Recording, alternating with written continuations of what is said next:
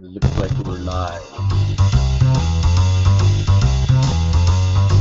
It's that time again! It's the Berkey and the Badger Board Game Babble Show. It's gonna get wild. It's gonna get wacky. It might even get a little zany. We're gonna talk about board games and the board game industry. And, you know, we might talk about anything else we want to talk about! Hey! It's the Berkey and Badger Show! How you doing there, Badger?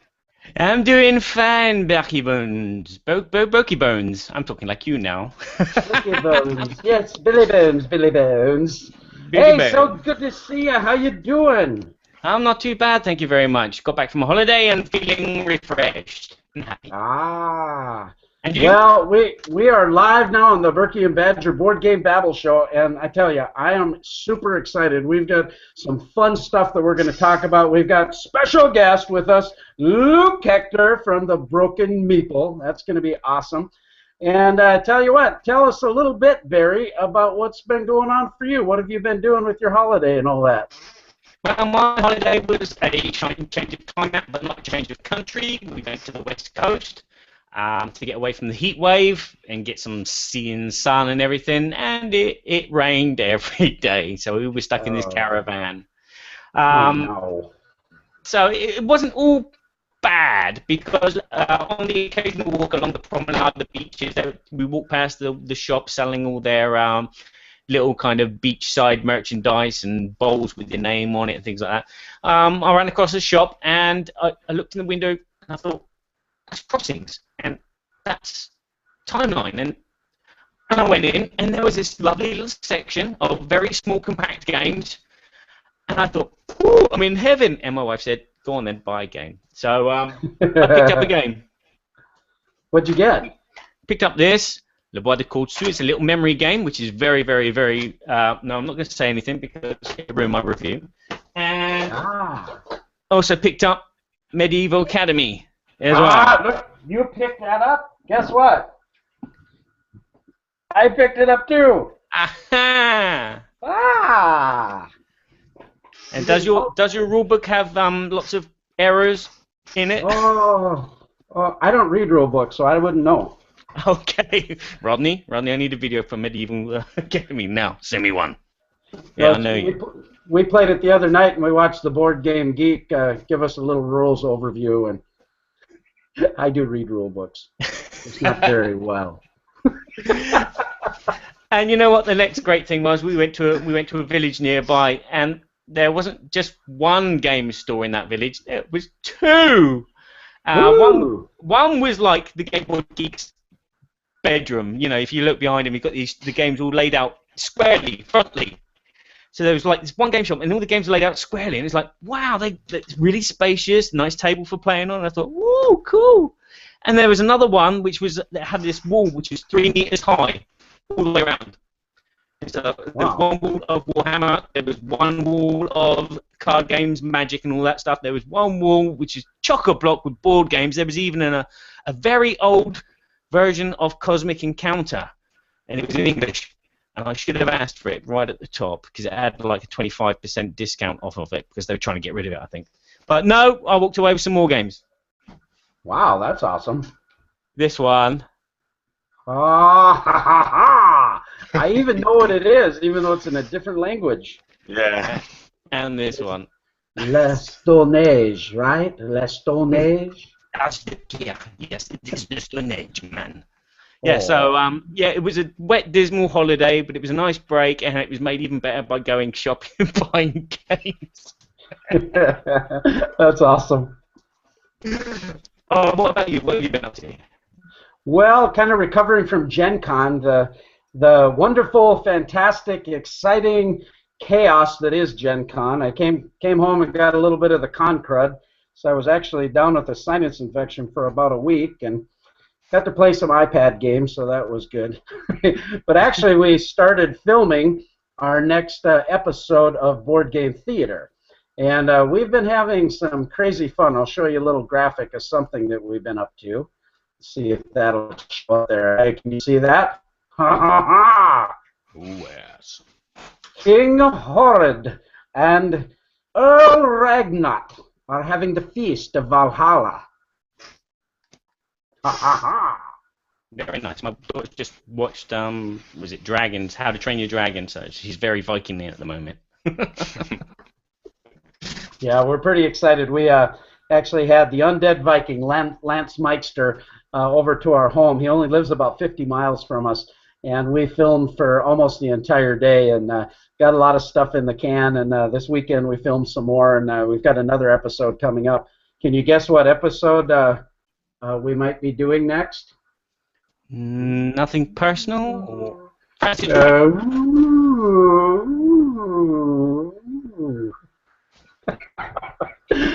It's gonna be awesome. That's all I can say. I'm so pumped about it. We talked about that last time with Chaz Marler when we were on the show, but we've played that game about 8-10 times now, and I'm still excited to play it. So super excited about that. That'll probably going to hit by September 15th is what our intentions are. So hopefully we'll get the edit all done by then and see what happens. So that's basically what we've been up to. Oh, I've been up to some more. I forgot. Totally forgot about this. My CD has just come out. My CD is called Last Night. It's not called Last Night on Earth. It was based on the music of Last Night on Earth, which I adored, but didn't feel that it fit the theme for me. Why didn't I load a picture of it? Oh dear, dearie me, Barry. Here, you go ahead and find it. I'll interrupt you for a second. Hey guys, you got to take a look at this thing. I know Barry's a wonderful musician. He does so many different things musically, but I saw his graphic, but I didn't really know what he was up to. But then I listened to a bunch of these tracks on CD Baby, and this music is fantastic. If you like to play some of these games that have a zombie theme or some kind of light horror theme, this was fantastic. Just seriously, I'm Barry's friend and all that, but this is some cool stuff. You got to check this out.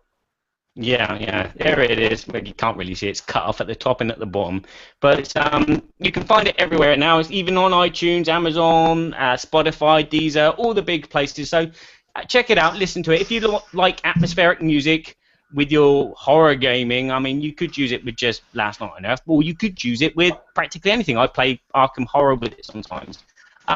It is just a CD of music and effects that you can put on. If you download it, you put it on random, the cuts are, you can't hear the cuts because the sound effects just carry over and blend in seamlessly, so you never know what's going to come. Kind of like Sirenscape. I mean, I started this project back in 2012, and so I've been mucking around with CD technology, and it didn't work with CD, so it didn't occur to me that MP3, it works fine, put it on random shuffle, go, and you just got this endless piece of music, ambient affair. You never know when a zombie's going to come in. You never know when a nice bit of tranquil, scary music which makes the shiver go down your spine. Check it out. Just go and listen to it. You don't have to download it and buy it. You can listen to it free practically everywhere. So that's what I've been up to. And now I've got to try and make some physical copies. It was really awesome. I thought it was really cool. And you can get it on Geezer. What's Geezer? Geezer. Is that for old geezers? That's where I want to get it. I want to get it on oldgeezer.com. Spot you fry. You put it in a bit of pan with a bit of Berkey's Happy Mouth, and yes. Spot you fry. Geezer.com. Yeah. Meet another geezer your age and talk to them. Okay, well, I think it's probably time for us to talk about things that make you go, That's our news segment. Oh, yes, the news. The news section. Things that make us go, Yes, Kevin. What's been making you go, lately? Oh, there was a lot of stuff that made me go, Well, one thing, this is awesome. Gale Force 9 is to produce Star Trek hobby board game series, Space, the Final Frontier. Now, from what I understand, they've got a series of Star Trek-related themed games that are coming out. Live long and prosper. But live, pen, and draw book lots. Can you believe it? Bones. Star Trek is not dead. Gale Force 9. I'm an optician. Well, I'm excited about all things Star Trek, okay? So I love it. Honestly, I don't think there's been all that many great Star Trek games that have been out there. I love Star Trek Fleet Captains. But when I saw Gale Force 9 was doing this, I thought, hey, that's cool. But then, get this. In related news, WizKids has made a release that their popular board game, Mage Knight, Andrew Park's Battleships, they're doing Star Trek Frontiers. And that's, I mean, the Gale Force 9 stuff sounds good, but when I heard about Frontiers coming out, and those of you that are Mage Knight fans, I'm pumped up about that one. Battleships, he's one of my favorite designers. I love Galaxy Trucker, Codenames, and some of the others, so I'm pretty pumped about it. Yeah. I'm pretty pumped about it, and I'm glad that you brought it to my attention because I always wanted to get Mage Knight, and now here's my chance to get Mage Knight, but with Star Trek. Star Trek. I think they said, I got the press release here, and there's no date on it. Shucks. I should have looked into that a little better. It's coming out at a theater near you soon. Oh, yeah, so be prepared, Spock. The summer launch is for Gale Force 9. The summer of 2016 is when we're expecting to see some of the hobby board game series, Space, the Final Frontier from Star Trek. So that's exciting. Yes, very exciting. What makes you go, Well, just recently I received a message from Jamie Stegmaier from Stegmaier Games saying that some German guy played his game Viticulture and demanded a reprint due to the fact that there were no more copies available. That German guy, I think he's German, is Uwe Rosenberg, the designer of Agricola and Le Havre. And what better compliment a worker placement god who says to someone else who creates a worker placement game, you should make more copies of your game. So there is another copy of Viticulture coming out. I didn't write down Viticulture Sonic Editions. Second edition. Yeah, it's not They're actually I've got second no, edition. not second edition. I just saw it too. It's incorporating some of the. It's called Essentials. Yeah, Viticulture Essential Edition. Yeah, the Essential Edition. It will come with some of the expansions from Viticulture, but not all of them. And what can we say about Viticulture? It's an excellent game. And I'm glad that it's getting another printing. Yeah, that's exciting. And he said if you already own Tuscany and you already own Viticulture, you don't need this additional one. But if you don't own Viticulture, this is really a nice add-on. And then Meeple Source actually has the custom Lira coins that you can get for the game as well. Yeah, so that's been making me go, Viticulture, new edition. That's awesome. Anything else you got? Yes, I've got some fantastic news. My other podcasting friend, Ita Perez, who you might have heard his name at the end of the titles of the Dice Tower podcast, he and I, he has invited me to a special event which is happening here in Paris called AsmoDAY, which is hosted by AsmoDAY. It's their 20th anniversary. They're doing a special restricted event for about 600 guests, and they're going to have all their games there. It's going to be fancy dress. It's going to be steampunk. And I'm still trying to translate the page of all the different things that they're going to be doing there. They're going to have, obviously, all their games. They're going to have a lot of their publishers that they publish with. So, like Space Cowboys will be there with Time Stories, and they're doing like something special with it. They're probably doing like a bigger version, or there's going to be a Mysterium. There's going to be like a haunted house kind of Cluedo Mysterium going on as well. and I'm really excited. That's going to be happening in about 3 weeks' time, and I'm shell shocked, and hopefully I'll be reporting back about that to you guys and you down there on the bottom of the screen there. Well, that's a great segue. We have our special guest, Luke Hector from the Broken Meeple, with us. Welcome, Luke. Hey, guys. Oh. Hey, guys. How's it going? It's going awesome. So glad to have you on the show, Luke. Yeah, and thanks for holding your breath for, what, 20 minutes so far? Really, it seemed like a lot longer, but now you've forgotten everything you were going to say, right? Yeah, completely. No, it's so awesome to have you. I actually found out about Luke from the Dice Tower Network, and Luke was is a contributor to the Dice Tower Network podcast. He has a podcast called The Broken Meeple. Came across it one day and tuned into him, mowed the lawn, and listened to him, and thought, I kind of like this guy. I'm going to listen to him again. Was that when there were cats on the lawn as well? So it's like, oh, this is good. Sorry. So go ahead and tell us a little bit about yourself, Luke, and go ahead and tell us a little bit about your show and what you're doing in the hobby. Well, not to get too boring, I'm an accountant from United Kingdom, and board gaming, I've done everything from Magic the Gathering to roleplay games to normal board games, and I think Warhammer, etc. through most of my life, but board games didn't really come in until probably about 2 years ago, like on a high level.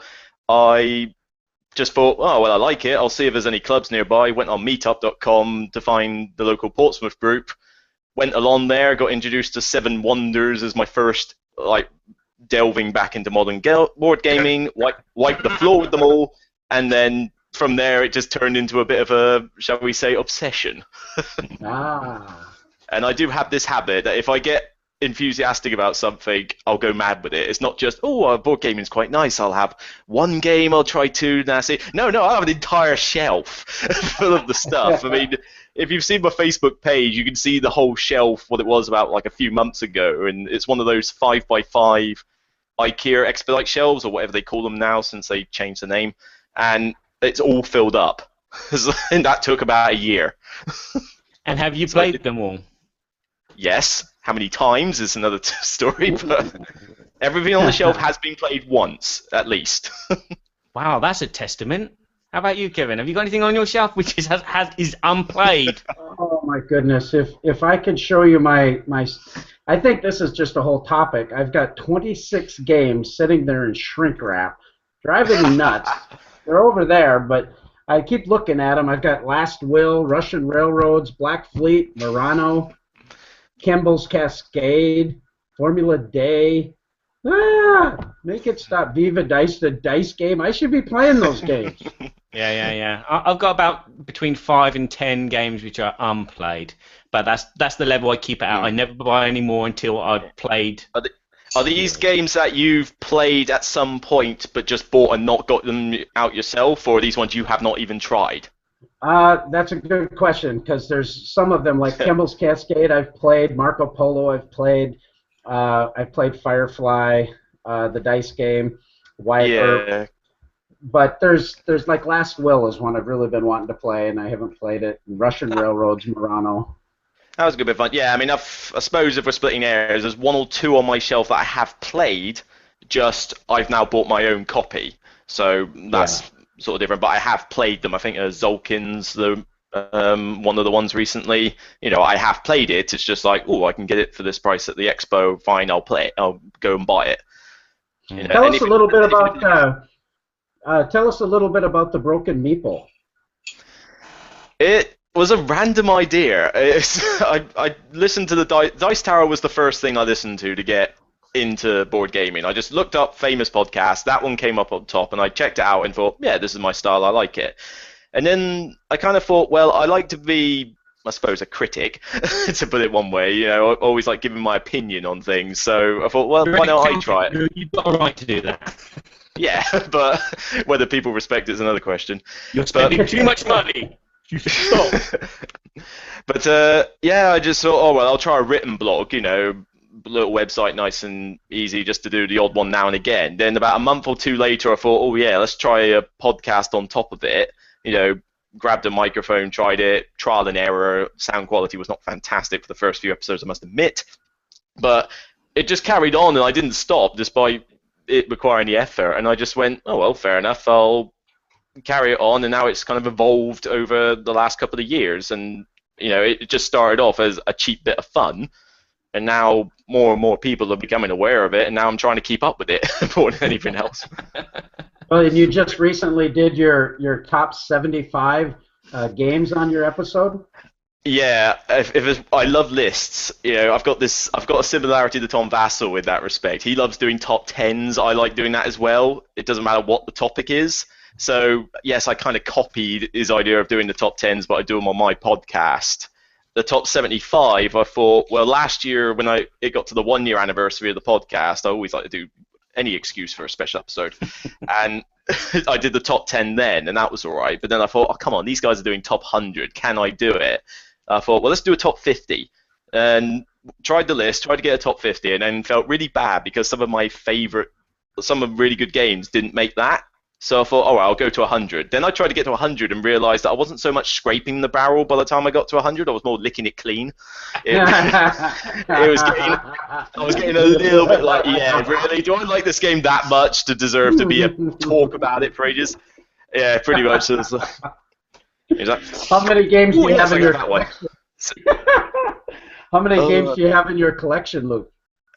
Kind of lost count, but I mean, if you imagine that each of those squares can hold usually on average about 3 or 4 games, depending on how big they are, and there's various fillers dotted around the place or smaller games, so it's a 5x5 shell. I'd be surprised if I didn't own at least 75 to 100 games.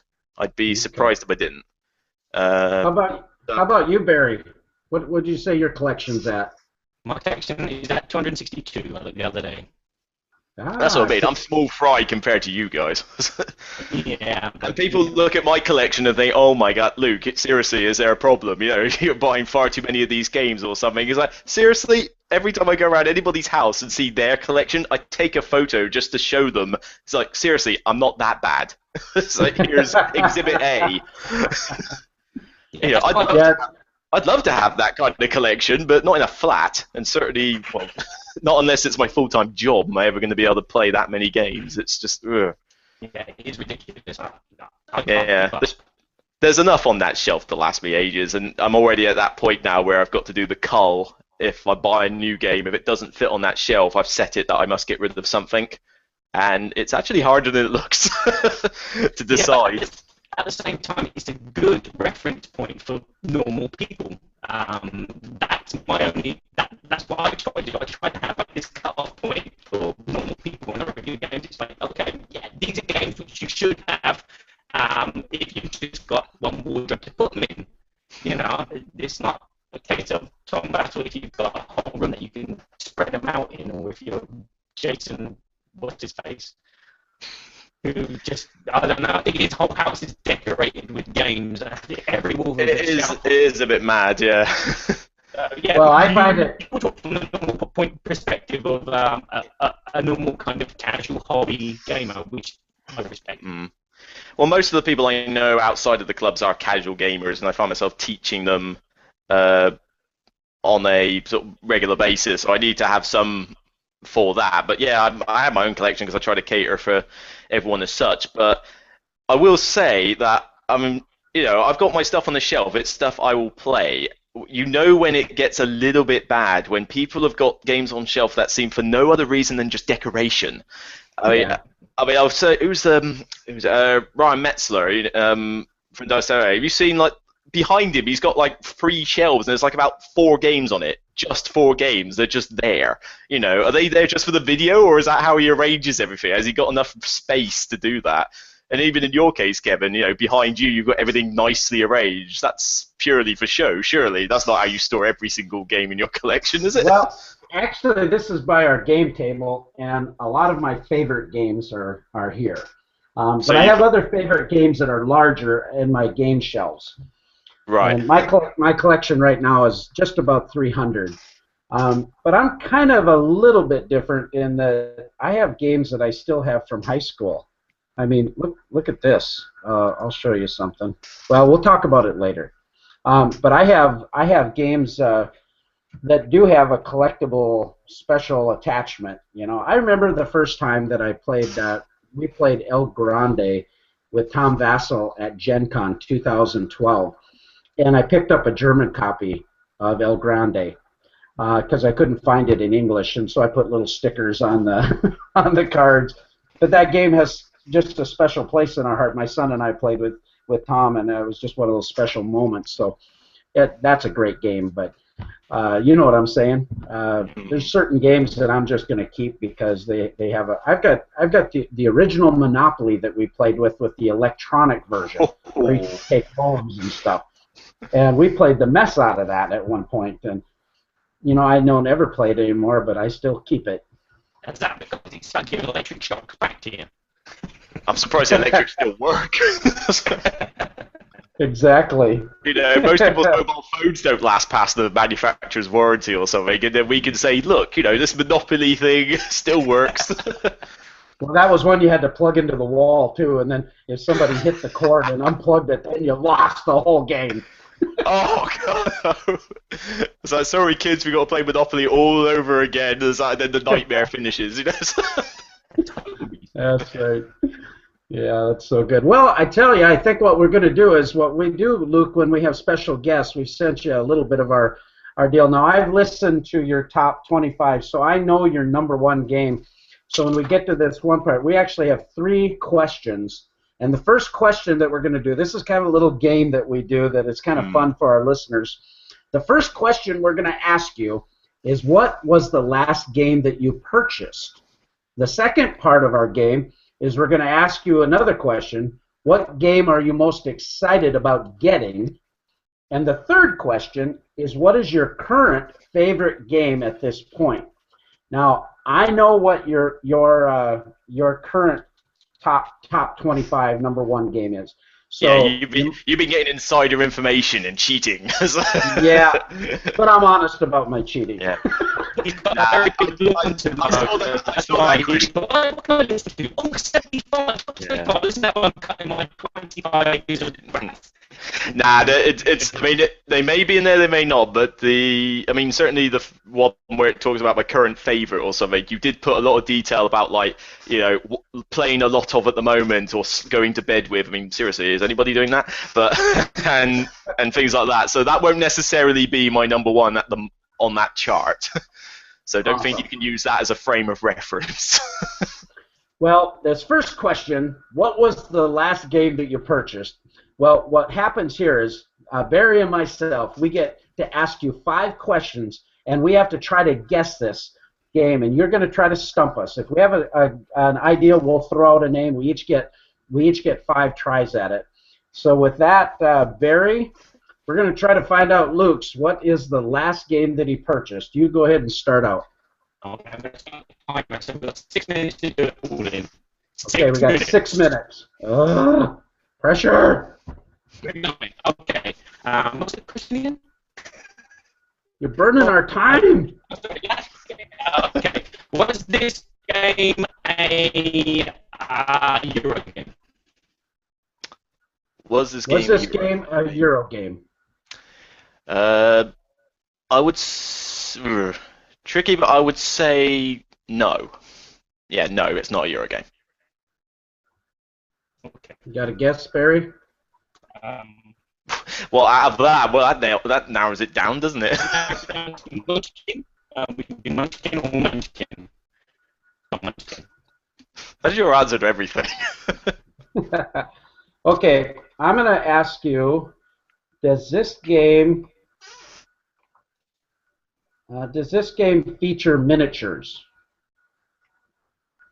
Actual proper miniatures, no.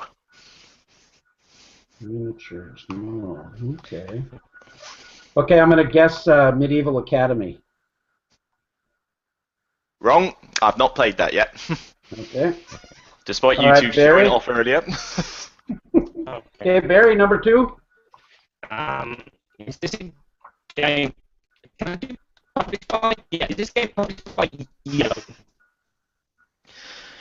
Was this? Did I get that? Was this game printed by Yellow? Yeah. Yes. No, it wasn't. No, it might sound bad. Yeah.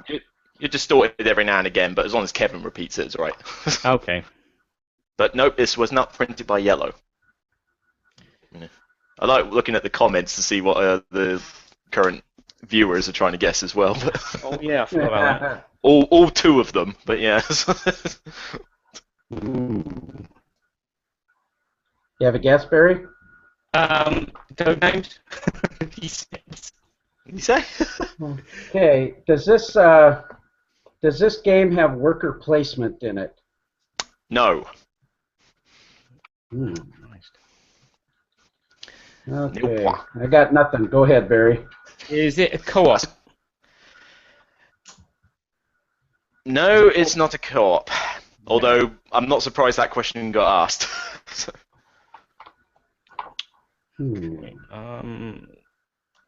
look in the background.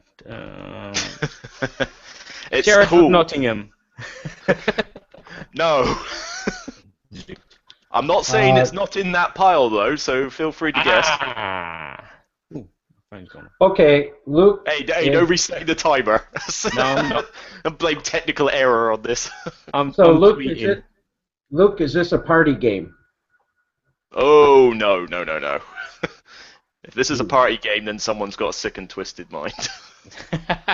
Ooh, hint. Oh, ha ha ha! Did you just get exploding kittens? No, but someone did bring that to a recent club, a Petersfield club or something, and I thought, oh, this is the one that funded loads, right, I've got to find out what this is about. Opened it up, heard the cat noise in it, played the game, and I just thought, this is what people wanted to spend millions of pounds on. It made me question humanity. I thought, what is going on? No, that is not Exploding Kittens. No, okay. Okay, number 4, Barry. I'm going to go with, is it a space theme?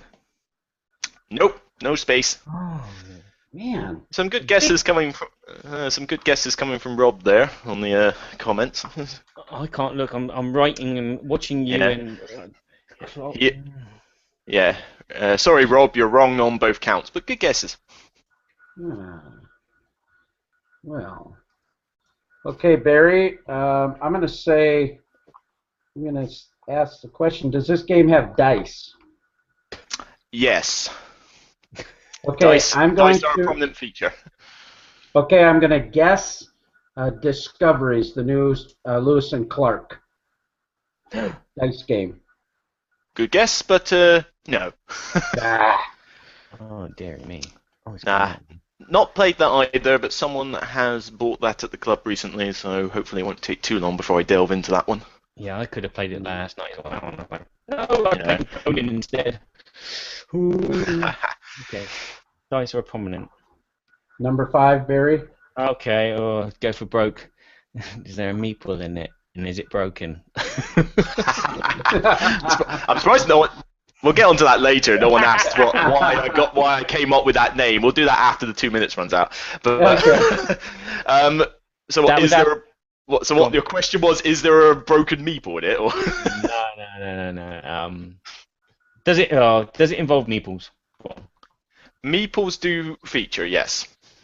I'm going to say it is, what's it called? The Voyages of Marco Polo.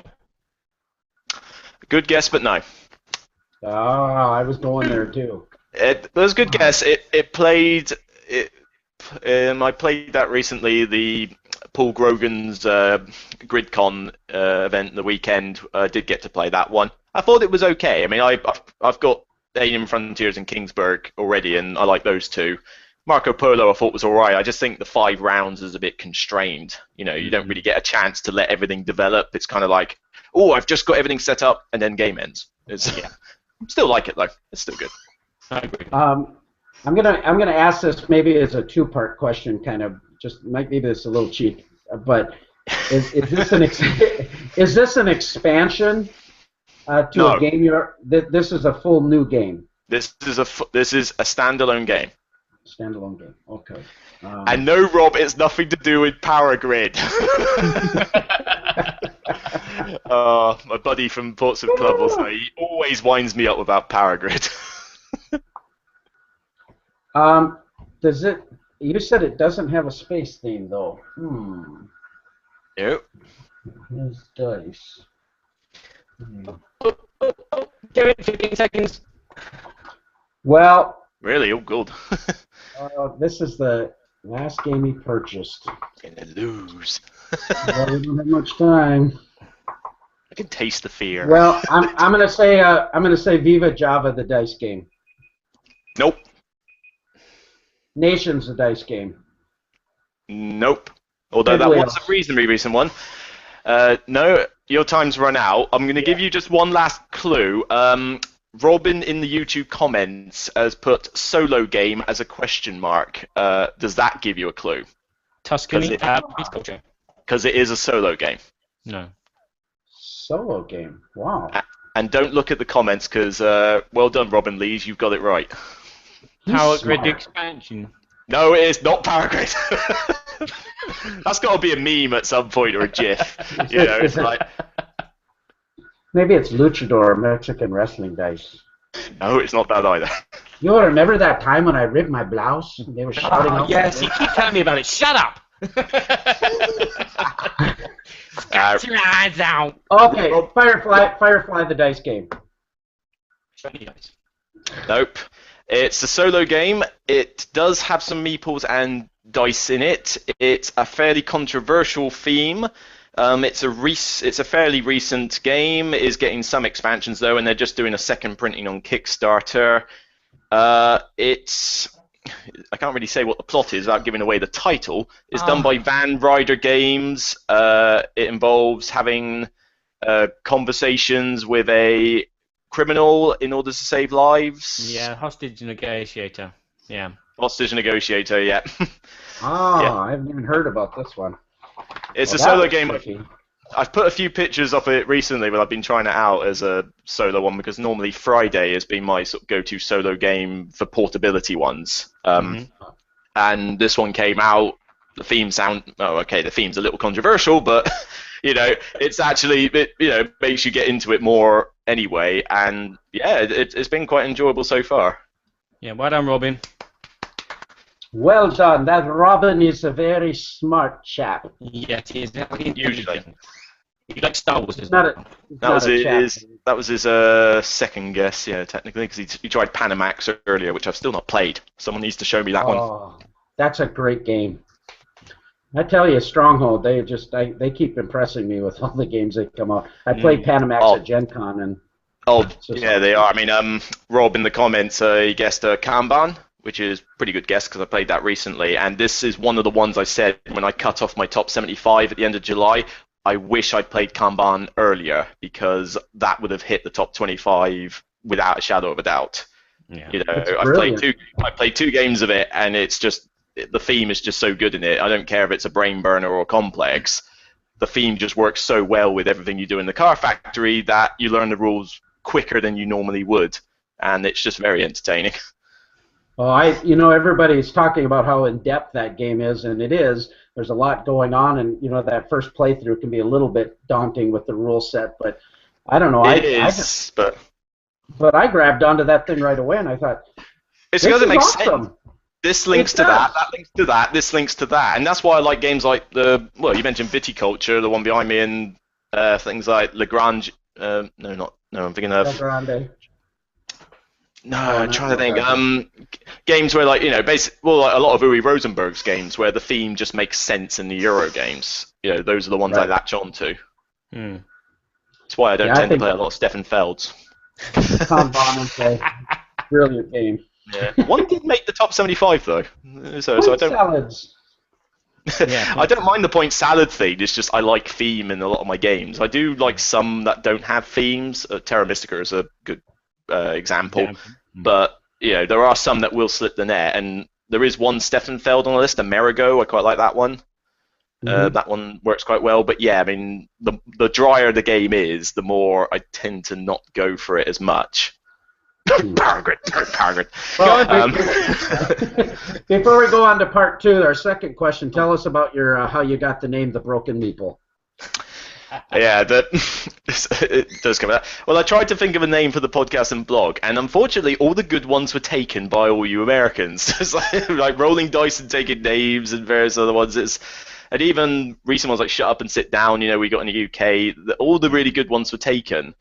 And I just had to think of something. And then the game that I chatted about a lot about a year ago, something Spirium, I opened that box up, playing it, and during the game I was playing the black color, and one of the meeples had like a chipped foot. It almost looked like a dog had eaten it off or something. It was just like dodgy production thing. I just thought, I was like, oh, I got a broken meeple here. It's like, and then it was like a light bulb just appeared above the head. It's like, oh yeah, so we'll go with that. And that's pretty much how I did it. The birth of the name got done from a broken game piece, literally. So I've still got it. I've still got the same people. You could have been called the Dented Box. Well,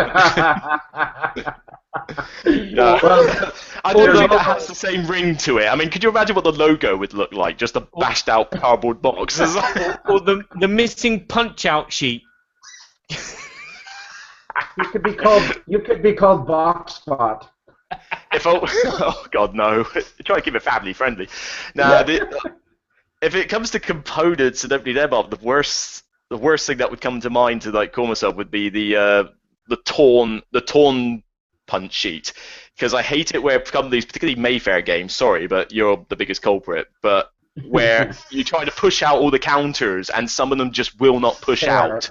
Yeah, exactly. They're like part of the board as opposed to being their own separate cutout thing. So when you pop them out, they like hang, and then you've got to tear off the paper or something. That gets on my nerves. And I don't think that would make a good name either.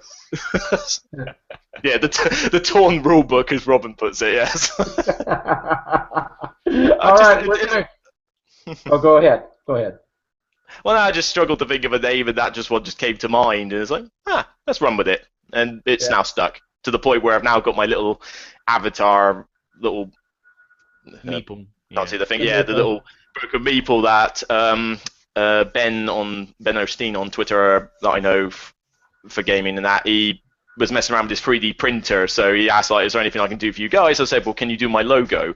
And so he did. He did these two little, I mean, I can go get it if you're desperate, but I can, the two little Broken Meeple 3D prints of that logo. They look exactly like that one, just green instead of red. Mm-hmm. And that's why on my Facebook for the last couple of weeks, you've seen me do this hashtag Where's My Meeple gimmick, because always like a gimmick where basically I insert that meeple into the game in some humorous way, and, and basically just put the photo of it up. And I mean, he's been my squire in Shadows of a Camelot. He's been chatting up Sandra and Kanban. He's done all sorts. He's got drunk in Viticulture on wine. It's all things like that. It's just a cheesy gimmick, but you've got to do it. That's awesome. That's good. Now we can quash all those rumours that the Broken Meeple came about due to the fact that your mum told her to tidy your room, otherwise she'd throw your games in the bin, and then she threw them in the bin. You didn't tidy your room, and when you were taking them out of the bin, you found that most of the meeples were broken. So that rumour is not true, everyone. Okay? Is that just your sole only person came up with that rumour? Because I've not heard that one before. Oh, I just heard it. No. Part two. We've got another question. All right. What we're going to do is we're going to talk about, you're going to be able to draw us a picture now. Yeah, go ahead. You're going to draw us an image. We have to describe this and guess it in 2 minutes, but it's about what game are you the most excited about getting? Okay, and you have 1 minute to draw. Are you ready, Luke? All right, I make no expectations. If you've ever seen me play Telestrations, you know I cannot draw for toffee, so... Well, this is great. What we get to do is heckle Luke Hector. This is the heckling of Hector segment. The clock is ticking. Heckle him, Barry. Heckle the Hector. Heckle him. You can't draw for Jack. Yeah, but I know that already. Try and draw dice. Somebody peed in your tea. Oh no. That's why it's green tea. It's green tea. It's not that. It's Kermit. My cup's empty. My cup's empty. Actually, I need to refill it. I can't operate properly without a mug of tea in my hand. I'm British. That's how we work. He must have two lobes or something working here, because he seems to not be distracted by us. No. As much as it's hard to believe, I'm pretty good at multitasking. I wish I could insult you like a football chant or something against Portsmouth from Southampton, but I don't like football. Anything. That's not going to work on me. No, I don't like football either, so it's not going to work at all. Here we go. Time is up. Okay. We got 1 minute. Yeah, like I said, I make no promises here. So this is the game that I'm most excited about. Okay. Here it comes! Here it comes! You hold up the picture and we describe it for our podcast listeners who are not actually watching our video version. Okay. There is click on that. Female in the top left corner shooting a gun. She's got 3 arms. She's got like a shoulder arm shooting. Yeah, and she's shooting over what looks like a remote control. And then there's some... No, that's a factory or something with a bunch of windows. Those are big windows and doors. And there's cards. And then that looks like a thing. There's a teeth in a stomach with the person inside it. Oh, I know what it is. Right, we got 2 minutes. It's the Predator thing. It's legendary. Legendary Predator. That's what it is. Encounters. And it's that Sigourney Weaver with her gun on her shoulder. And she's in the spaceship, and the monster is going to eat out her belly. There's 5 cards. I'm letting him go on. But yeah, that is the one. It's not Sigourney Weaver though. It's not Sigourney Weaver though. It's a very poor representation of those sort of like dreadlock things that the Predators have as like the helmet thing. But yeah, it makes it look too much like a girl. And yeah, Robin, I know the game's out this week. I'm expecting the review copy, and I cannot wait. I need this fast. But yeah, I mean, I was trying to, Predator with the shoulder cannon. That's how the playmat kind of looks when you've got everything set up in terms of where the decks go. Oh, yeah, that was to represent like holding cards, so you've got a hand of cards, deck builder thing, and then that's the picture from one of the cards that gets like the most hype when they were basically doing this, which is basically the person with the hole that's been shot out by a predator. It's one of the more gruesome cards, but it's the one that got sort of spoiled like relatively early, and everybody really liked it. So that seemed like a prominent one. It doesn't look gruesome anymore. No. Well, no, because I didn't really have time to draw blood and guts and God knows what else. And I don't know what rating you've got this podcast at, but that's a really pretty predator too. He's really a pretty predator. Well, have you? No, but you never know. There may be female predators. They haven't gone that far into the lore, so. That's true. Well done, Luke. Well done. Well, Barry, we're 1-1. So we're going to part 3. The question is, what is your current favorite game at this point in time? Ones that you've been playing about the most, ones you've been dreaming about and working and sleeping next to your pillow. Look at this. British green tea for the win. Cheerio. Okay. Right. There's no time on this one. We're just going to Luke's going to give us how many? Oh, I forgot. He gets to give us 5. I think I give you 1 clue. Is that it? No, you give us and you've 5 you've got 5 seconds to get it. 5 one-word clues, and after each guess, we get to guess after each one. You're going to try to stump us, but you can't use the part of the word that's in the title of the game, or you can't use the designer. Yeah. Okay. Stump us at all. I like the guesses that are coming up or something. I mean, I'm going to just say it now. I'll give you guys a hand, and just so people don't keep spamming the comments with it. As much as this is my favorite game of all time, this isn't the answer, okay? You say the question also allowed the one that I'm playing a lot of or getting a lot of attention with or something. So yeah, as much as that is my favorite game, it's not that one. So, okay. And everyone's going on about Sentinels of the Multiverse. Right, and I will not use Board Game Geek and Board Game Geek. We're going to go to Board Game Geek and look up Google. Board Game Google. Yeah. I'm not going to cheat this time. No cheating, no doubt. Okay. All right, Luke. So first word to do with it. Okay, first one is hexes. Hexes. Hexes. Is that like these kind of hexes or these kind of hexes? Well, hexagon. I mean. Hexagon. Okay. Yeah. As in the shape, not the curse. You know, not that. Okay. I'm going to say easy one. Hero escape. Almost said quest there. Hero escape. Wrong. Never got the pleasure of playing that one. One that he's recently playing. That he likes a lot. Wow. Okay, let's go on.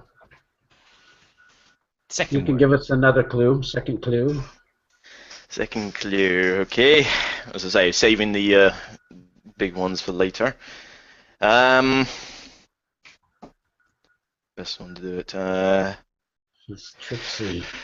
Yeah, go in. Nature. Hive. Good guess, but no.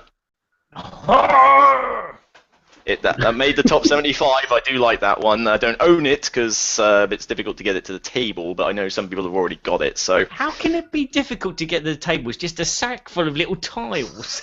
it's two players. I mean, I go to these group sessions, and usually it's always at least a free player. You know, I've got a mate who comes around and plays some two players every now and again, but I've got things like Imperial Assault and stuff like that. You know, which are long-winded ones.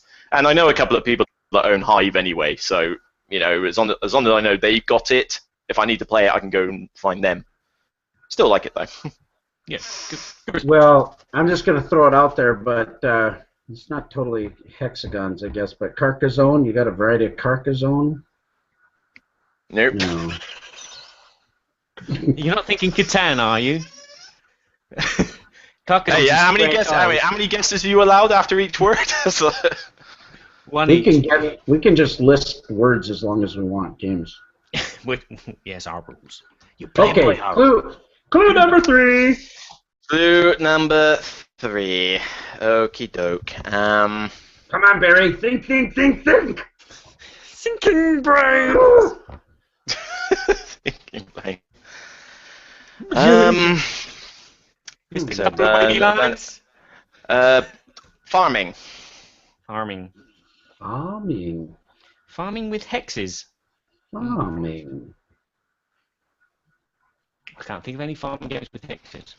This is actually really tense because like I really don't want you guys to get it, but Lagrange has hexes in the middle on the board. This card game. It's nature. It's hexes. Everyone's having to go about the Carcassonne guess. Yeah, this video is going to be highly rated because of that. Carcassonne with hexes? No, it has squares. Berkey's an idiot.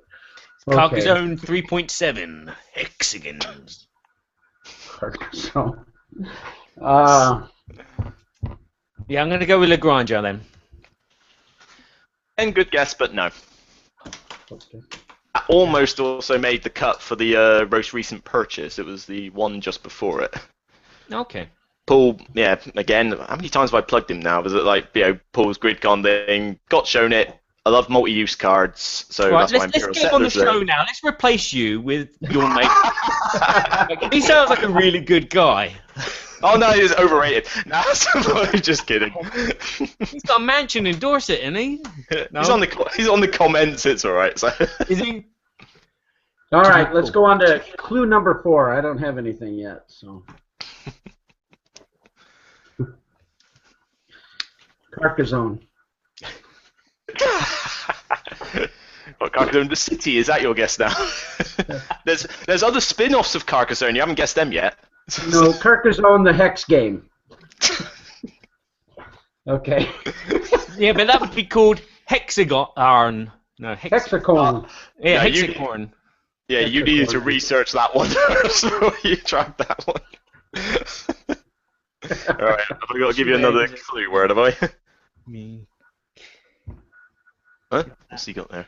Be like that. To be Hexcusson? Yeah. Hexcusson.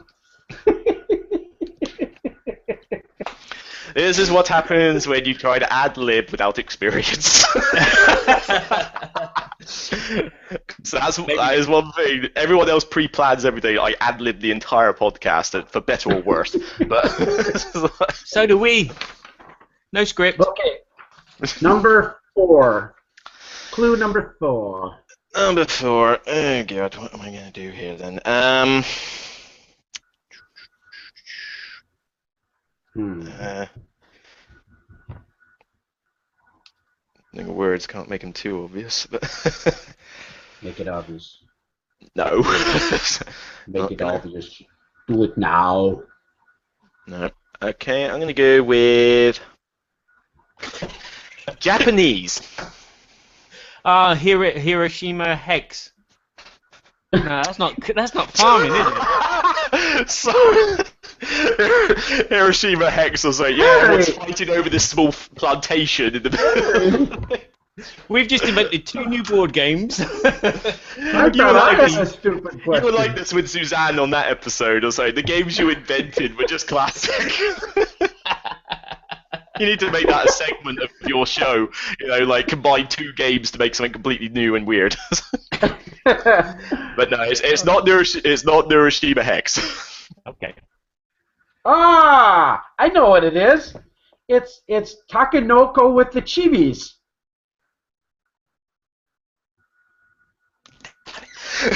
Yeah. I knew it was going to get too easy by the time I got to the 4th and 5th one. So I know what it is, yeah. Well, you helped me, man. Good old Takenoko. So, Okay. have you played it with the chibis? Chibi's hasn't come out yet in the UK, but I'm waiting for it. Yeah, We I'm surprised picked that up, hasn't come out here either. Yeah, Who's- it came out in the US, so I know that you guys have already been playing it. Who's distributing it overseas? We have Matigo, who are actually the original Yeah. publishers here, so Okay. Yeah, it's not a Madigo, second rate. yeah, AsmoDAY, sort of. I don't know, but it just hasn't got over to United Kingdom yet. But I'm really wanting that because I mean the jokes are going to write themselves with the female panda and the kids running around. And the game's charming enough as it is. I mean, the reason it's met that list is because it's just been getting played as teaching new gamers. Mates of mine have hooked onto it. The Dice Portsmouth Cafe that was being open recently, they had a game day where they got loads of new people in to try it. I brought Takenoko along, and most people hadn't even heard of it.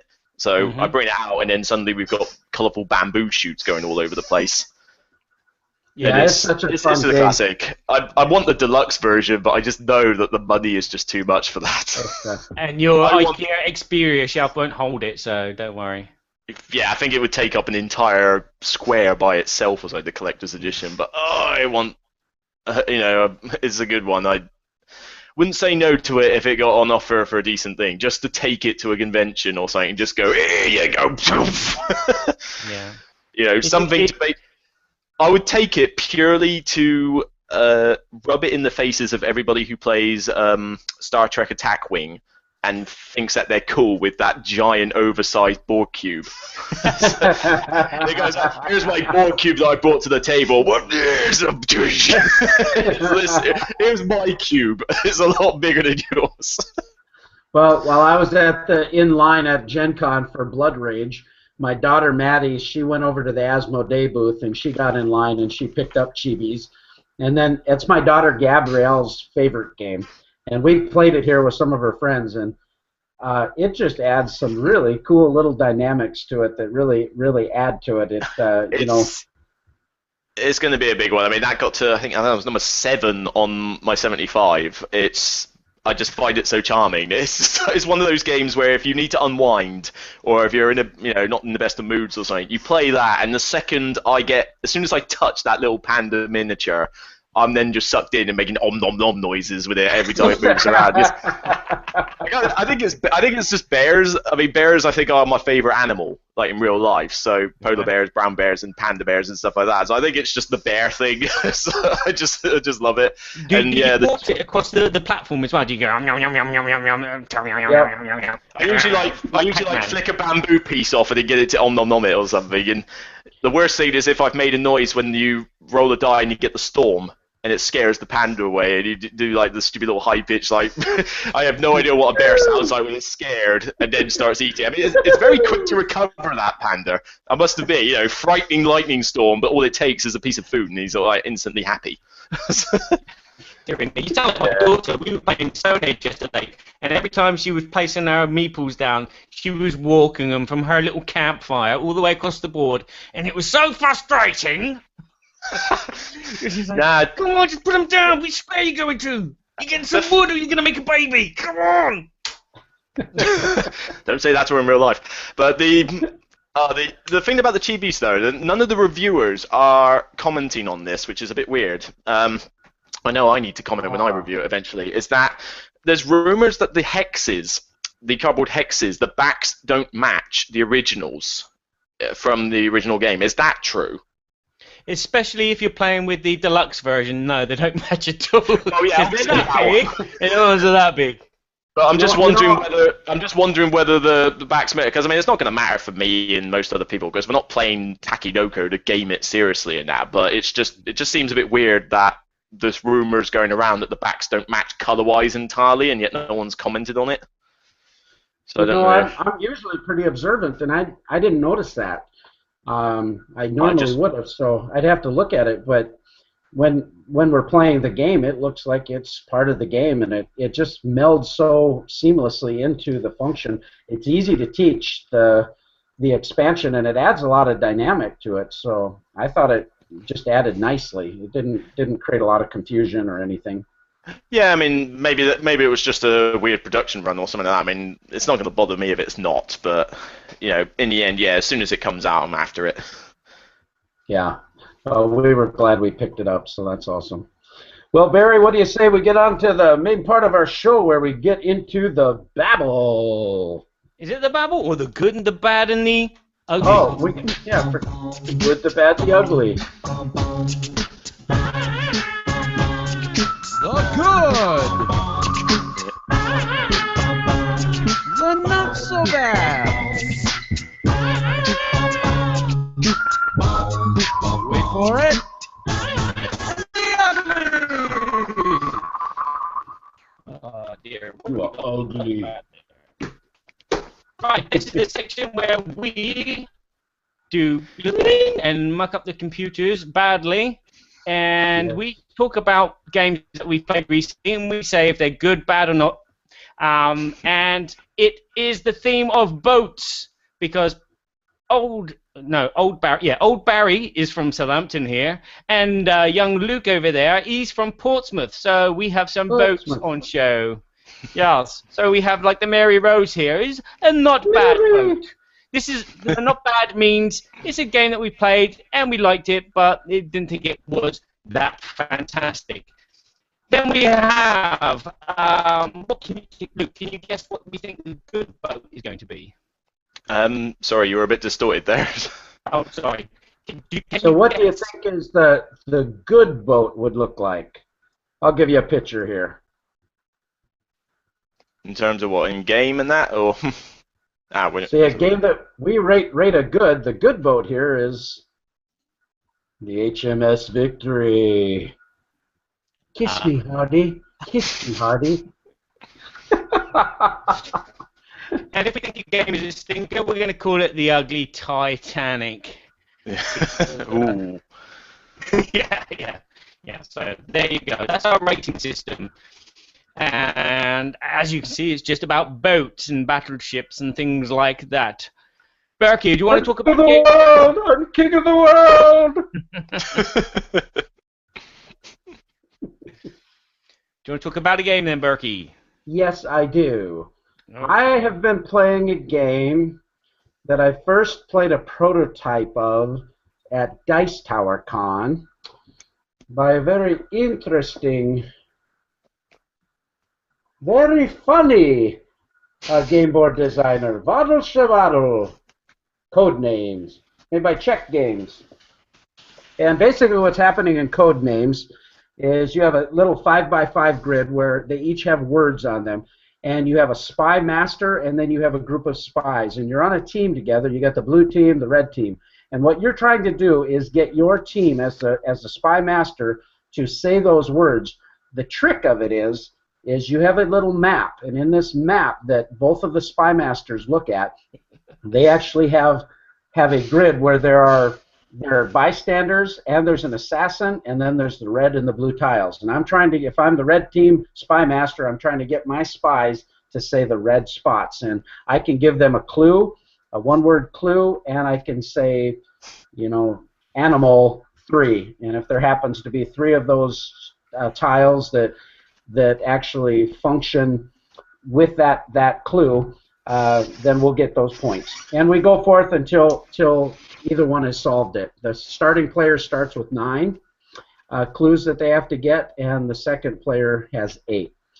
And I think you know my disposition, Barry, towards party games. Generally. Yes. Yes. So what do you have to say? I would probably categorize this as a party game. Yeah. What do you think I might have to say about this thing? You said that you didn't like, was that spy one? Spy pants? Spyfall? Yeah, spy pants. Spy pants? No, I don't like spy pants either. No. Yeah. So yeah, I understand that you're not too keen on party games. You're more of a gamer, a proper gamer. Well, is there a proper gamer? Yeah, but then with Codenames, I mean, it is a party game of sorts, but there's a bit more thinkiness to it as opposed to some party games because you've got to come up with those clues. And maybe, I mean, I don't know if Kevin likes that kind of thing, the sort of deduction element, or that. I mean, you said you didn't like Spyfall. Was that because you didn't like? Is that because you didn't like being the spy, but like that tension of like, oh, it's all centered on me, and I've got to think fast, or? The reason I didn't care for Spyfall was it was the first time we had played it. We only played it twice, but I didn't know all of the. We didn't have any player cards to see all of the different images. So trying to look at the card to determine, everybody could tell if you were the spy or not, and so I struggled with that. Well, everybody looks at that. I mean, what I'm planning to do for my copy is print out. I'm sure somebody's put it on Board Game Geek, but print out like the reference chart of all the locations and give a copy to everybody, so that it's right in front of them. They don't have to peer out. But usually that hasn't made a difference. I think it had a little bit to do with our gaming group too, because some of the questions were pretty. You know, do you have a red shirt on? You know, little. You know, I didn't think the clues were all that great, but I was kind of bored with it, to be honest. I mean, Paul raises a bit of an interesting point with the Codenames one, that with 4 players, Codenames technically probably isn't a party game, and that does sort of make sense because it's 2v2 then at that point. We've played it with 4 players. We've played it with 3 players actually, having 1 spy master, which is a little tricky. One spy master. Yeah, just going back and forth between the 2 teams, kind of being impartial. We tried that, but then also we did with 8 players, so we had 3 spies on each team and 1 spy master, so the 3 people could work together. And that was fine actually. But go ahead. What do you think? What do you think I rate the game? I think you rate it good, like a victory. Victory! Victory! How about you, Luke? What do you think? Hard to say, because I mean, you're not sounding overly enthusiastic as you talk about it there, but and you weren't a fan of Spyfall, so and although your collection back there doesn't suggest many party-ish style games, or the small ones. But then saying that, you love Vlada Shivato. You were banging on earlier about Mage Knight and all that lot, so obviously there's a thing for that. So I'm going to side with the good victory. Well, you guys got me. I love this game! I can't tell you how much fun we have. Every time we bring this out to the table, people are screaming and having fun, and we played it with the little pieces of paper at Dice Tower Con. It was just little scraps of paper, and I'm like, who made this game? I love this game. This is brilliant. Why didn't I think of this? Yeah, we had the same Paul in Czech Game Editions. Now they tested that out at the UK Games Expo, and at that point it literally was just titty little scraps of paper, and I mean, what actually annoyed me, because, I mean, I like the game. It's not my favorite game of all time, but I still think it's a neat design. But it's such a simple design. I wonder, why didn't I think of this? I could have been famous, you know. It's not a difficult concept, you know, bunch of words, guess the word, here's a bad one, you know, but it just works. Yeah, It does. very It's so easy to teach. Well, that's the thing. It's so accessible. It's easy to bring with you. It's easy to teach people. It's quick, you know, 15 minutes you can play a game, and every time we've played it, everyone says, let's play it again. You know, and it's, you know, I don't know what kind of staying power this game is going to have.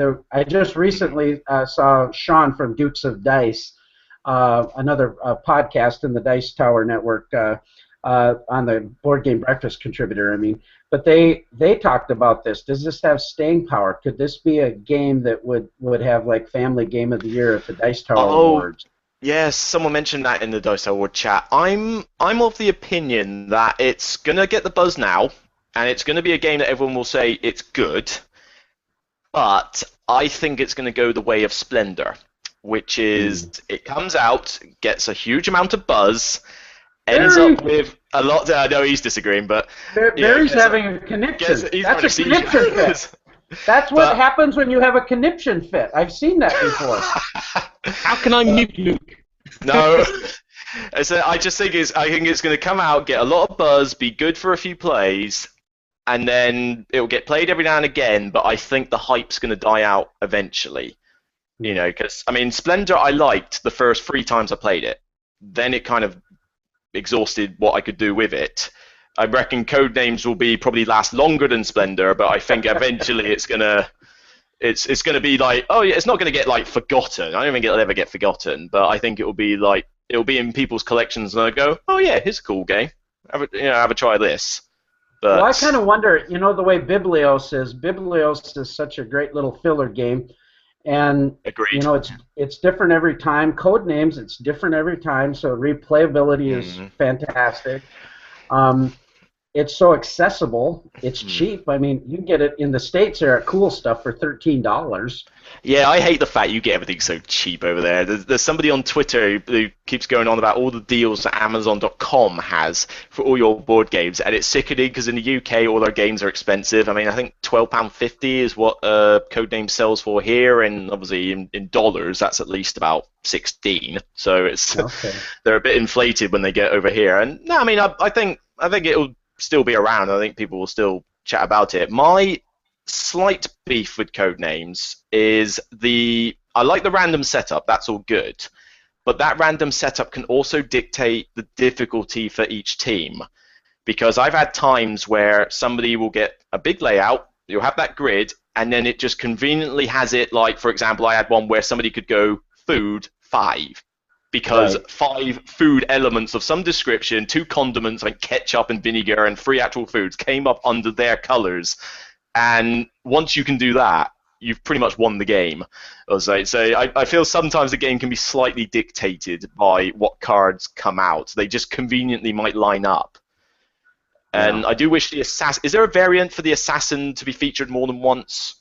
Like for all the blank spaces to be assassins or something? Because I've played this game a lot. I've seen the assassin hit once. And that was at GridCon, actually. So, you know, literally, I've only seen someone hit the assassin once.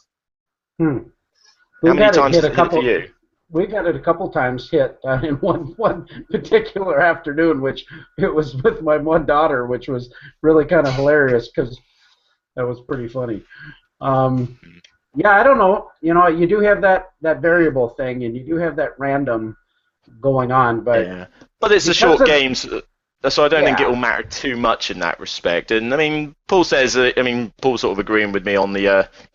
Yeah, he's pretty much quoting what I said there. Yeah, I mean, it's a downside of the game, but the game is so short that if that happens, you just wrap up and go again. You know, and so I mean, I reckon it will still be talked about. I don't think it will have as much of this hype after a little while, but I think it's going to be. You mentioned Biblios, which doesn't have a ton of hype, but people recognise it as a good game. I mean, I think it's a good game, and I barely even heard of it before Z Garcia kept putting it on every single top 10 list. Yeah. But I reckon Codenames will fall into that. It will be a good game, and people will remember it. You know, they'll like it when they play it, but it just won't be like on the front page of everything or something. Okay, Barry. Next year we got to keep a note of this. Next year, before the Dice Tower Awards, we're gonna have to talk to Luke about Dice Tower Awards, and we'll see if he's right or not. And if he's wrong, we're gonna mock him. We're gonna really blow it up. It'd be cool to see it as a Game of the Year contender. It probably does deserve to be on that list. Because it will be in the Dice Tower show next year. Yeah. Whenever he does one of his game shows, it won't be Wits and Wages, it'll be Codenames. Wits and Wages, bye-bye. Yesteryear, Codenames, yes. Well, I mean, Wits and Wages can't really count because all that's happened is that they've just brought out a deluxe version of it. It's still the same game that was ages ago. Yeah. I mean, Codenames is certainly in the running for that sort of thing. I mean, I can think of games I prefer from 2015, but certainly I don't see why it shouldn't be in the list of contenders.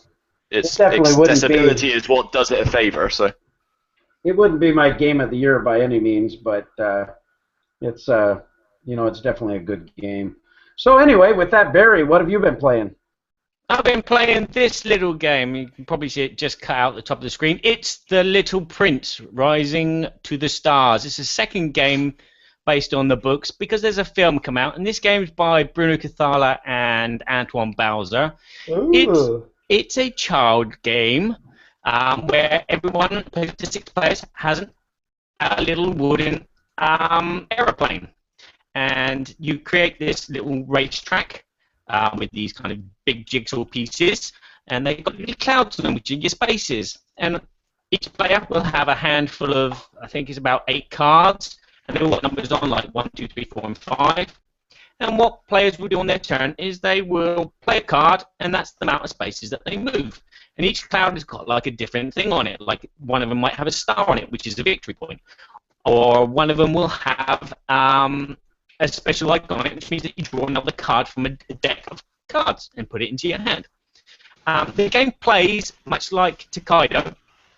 So if you're the person at the back, you're the first person to go. So the back player is always the first person to go. So you try to win the race because there's big points to win for crossing the line. Also, there's these little checkpoints. When you cross them, you can draw a tile which is placed next to the checkpoints. And again, they've got random victory points or also an image. There's some little jigsaw puzzles, which are 2-piece jigsaw puzzles. And if you collect 2 pieces together, you get extra points. The neat thing is when you land on a space where there's another plane or more planes, you get to steal a card from that player, or you choose which player, and then you give them one of your rubbish ones.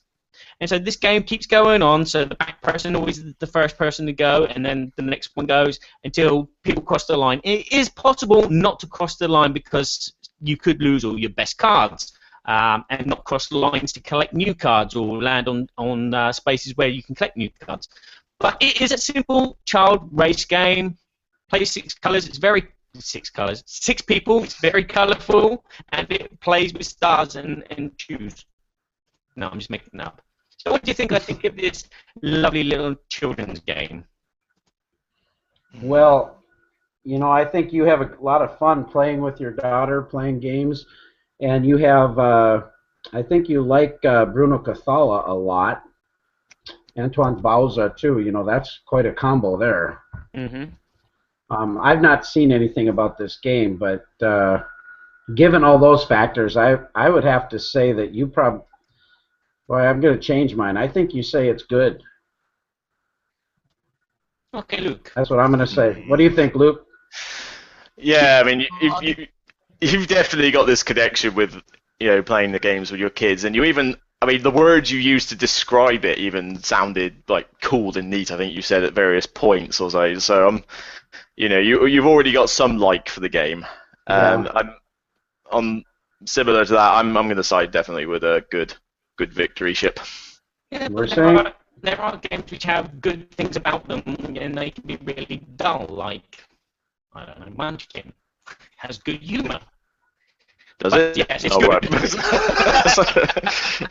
I must have missed that bit. Yeah, it is a very good game. It is aimed at children. It looks very childish, but the gameplay is actually quite nasty. Kind of think Survivors Escape from Atlantis, but not so nasty. Oh. This game is just cute and adorable, and it is quite replayable. Best with lots of people instead of playing 2 players. Play with 5 or 6 because it just evens out the nastiness, and it's just simple fun. It was adorable. I enjoyed it. I want to get it. Oh, that's awesome. Well, I've got one more that we've been playing, and it's been a couple weeks now since we've played it, but we've been playing a game by Fantasy Flight Games. It has amazing miniatures. It actually has tiles. Luke, can you guess what I'm playing? Forbidden Stars? Forbidden Stars! Yeah, Forbidden Stars. Because I'm doing that recently as well. Well, my son actually bought this game, and he brought it out, and we were all in blood rage fury here, you know. So I was all hipped up about that, and so we got Forbidden Stars out, and the first game I played as the orcs, did horribly bad and was crushed and left to sit in my goo, and then became the Space Marines, played that faction. It has an interesting movement, you know, system. One thing that's very interesting is the battle system with the cards that you can do, and you can actually upgrade your deck. So there's a deck building aspect to it as well. And without going into a review of Forbidden Stars, how do you think I think about that game? It's got to be a good one, surely. I mean, I can see why some people wouldn't like it. I did a review of this recently and thought it did the 40k license justice, but it is a long game, especially with 4 people, and it's, you know, got a fair amount to take in, certainly AP-wise if you do the orders and that. But one thing too, Luke, just to interrupt you, sorry. I've never played a Warhammer game before, card game or anything else. So. Right. Well, even if you just put them as generic race A, different race B, I think it would still be fine as long as they were characteristically different.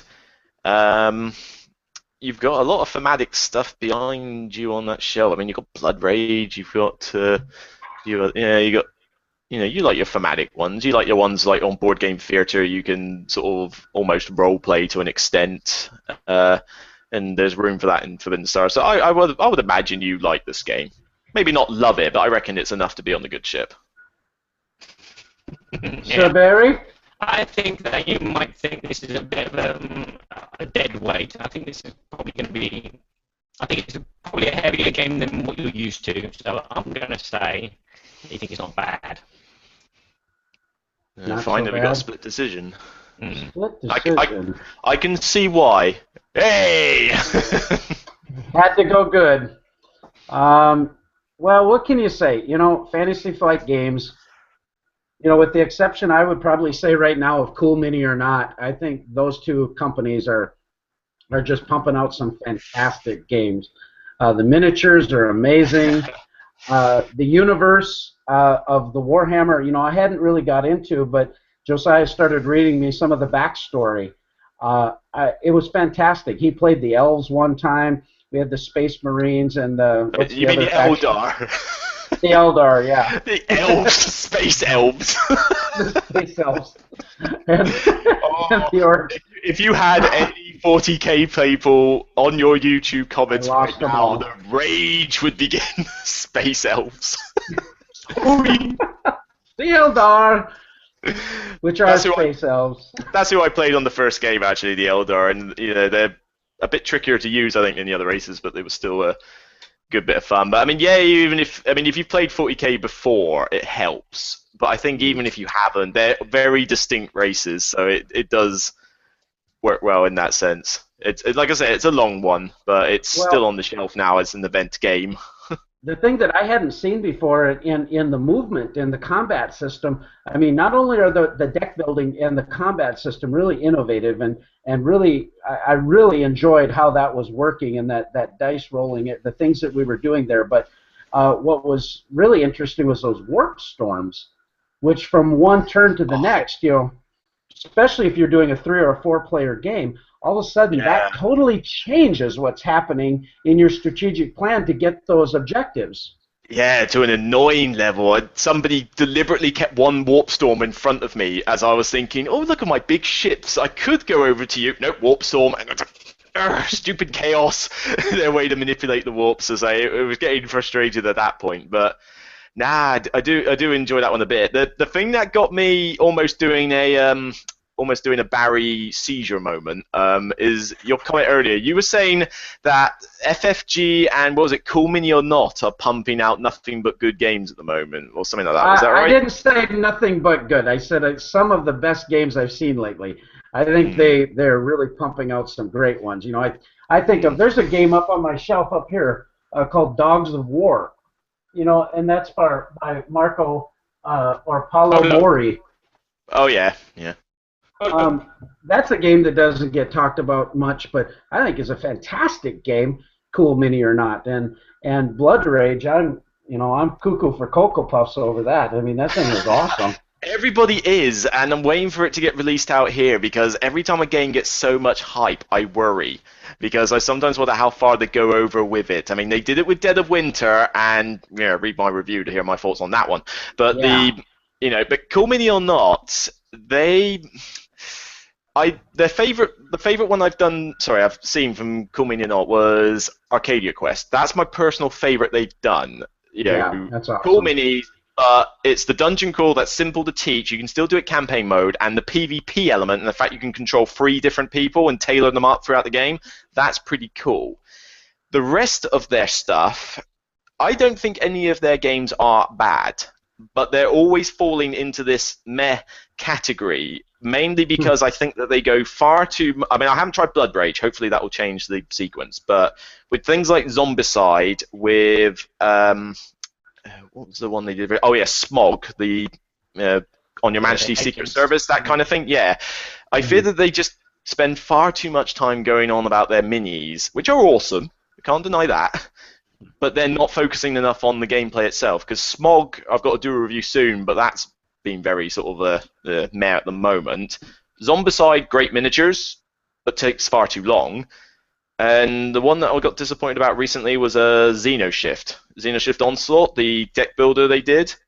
Also that. Great artwork. Have you played Dogs of War? No, I hadn't actually heard of that one before you mentioned it. So that one I'd have to give a shot. I think it doesn't look like their typical. It doesn't look like their typical fare just by seeing a small box on your shelf.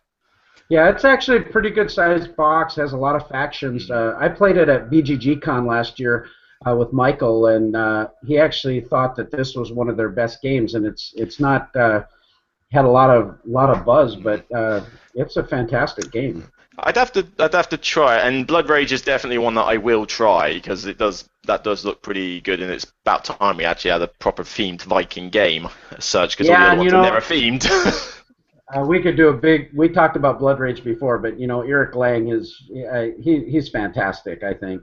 That's the other thing. Eric Lang kind of makes the game pretty good. But I mean, somebody's on the comments saying they like Smog.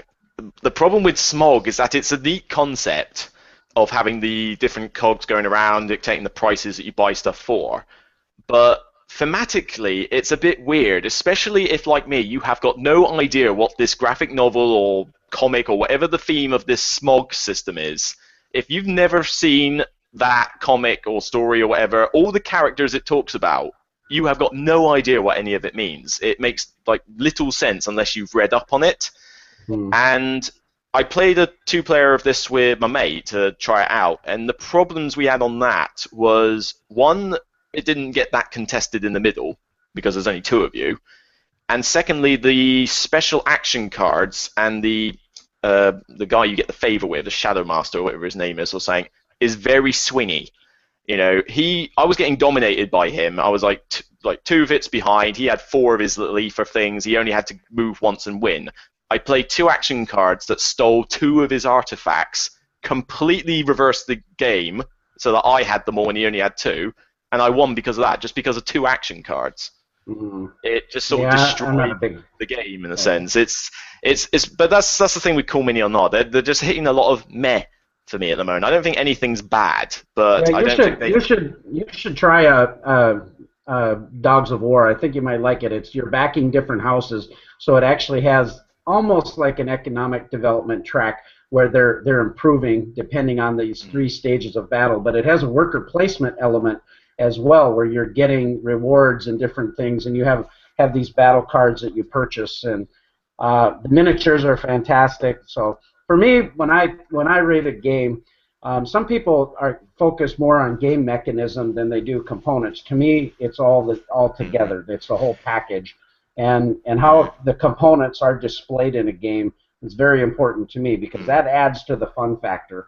And Fantasy Flight, Cool Mini, when it comes to that side, they're always right at the top. And then game mechanisms, we could probably have a lot of discussion about that. FFG, I think I've done a bit better on that game as such. I mean, I think I've been corrected by someone in the comments about the smog thing. It's not actually from a comic. Apparently, it is made up. I didn't realise. But you read up on this backstory of all the characters, and I'm just looking at it going, do I really care? It's like, I don't know what this is. And then I look at these minis that are somewhat overproduced for a game that is pretty much just buying and selling. It's kind of like that.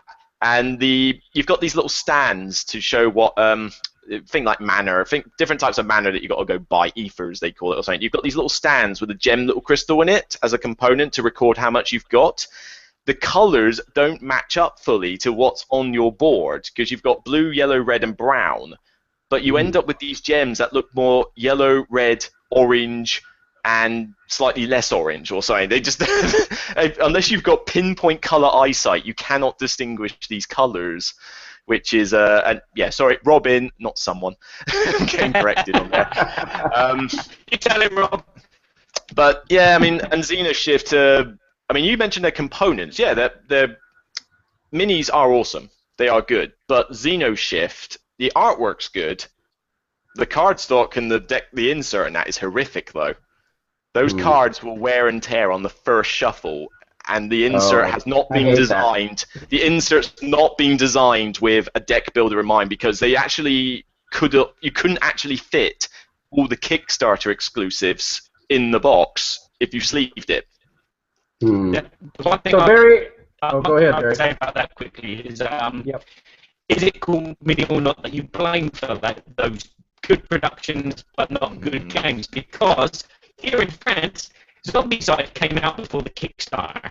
So it was a French game already, which was being brought over, and obviously, Call Me or Not published it. So is it Call Me or Not, or is it you blame the company that did it originally? I still think that. I mean, I didn't know that it came out before then, but even if we discount Zombicide, a lot of Call Me or Not stuff is still them. Yeah. You know, they still get the last word on these things. Over there, but not here. Well, everything I've bought from them here or had given as a review copy has got Cool Mini or Not's name on it. So as far as I'm knowledge, it is that. So I mean, like I say, they're a hit and miss, and I thought Arcadia Quest was a really good one. I mean, that made the top 75. I thought that was a decent hit. Mm-hmm. You know, the gameplay matched the quality of the components, so I was with that. And Blood Rage does sound like it's going to be a good one, so I'll certainly. I really think you're going to like it, Luke. Yeah, I think it's going to fit for what I'm hearing you like. Barry, you got one more game you want to talk about real quick with the good, the not so bad, and ugly? Okay, yes, very quick game. It's a shopping game. Yay! A game about shopping. Do you like them? Yes, please. Okay. I would like a supermarket sweep, the board game. It is Essen the Game from 2013. You can relive your experience of going to Essen in 2013. The crowds! The crowds! I've no idea. I'm going to Essen this year. This will be the first time I've gone. I've got no idea whether I'm going to get just trampled by everything that goes on there. Or cuddled by your fans. Yes. This game. Yeah, right. This game was a Kickstarter game, so it's probably pretty hard to get hold of. And it's a game about going to Essen for a day, and you have like a wish list of games that you wish to purchase before the end of the day. At the beginning, every player drafts. You do the draft in 7 Wonders style for create your wish list of cards of games. Some of the games get put out in spaces scattered around, and some of the games are in the warehouse coming into the halls. Okay, so you've got all these games. So you've got all your favorite games there. You can look up and see King of Tokyo expansion. You can see Rococo and things like that. And on your turn, you've got X amount of spaces to move to do actions with. So I think it's 8. Okay, so for every space that you move, so if you move from the car park to the foyer, that's 1 action. If you move from the foyer to the yellow booth, that's 2 actions. And if you move, you get the game. You're moving around, and when you arrive in a booth where you want the game, you can purchase it, and then you put it in your bag. And your bag is one of the spaces that you are is an action space. So the more games that you've bought, the less actions you can do on your turn. So the objective of the game is to buy the games that you want, and then get back to the car park, put them into your boot, and keep going until the end of the day. And there are some little bonuses. So like at midday for lunch, there's a Game Boy Geek, not Game Boy Geek, sorry, Board Game Geek rating.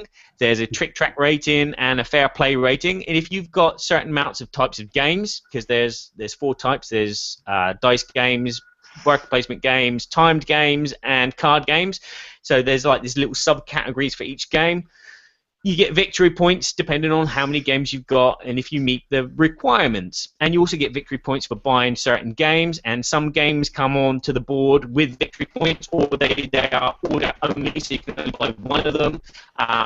Another action you can do is you can play test. You can play test the game, which means that you draw 2 cards and add 1 to your hand of wish lists. At the end of the day, there's some bonuses if you get back to the car park before the end of the day. Then you do the final counting. The person with the most points for getting games from their wish list, the points that they've got from buying from games, and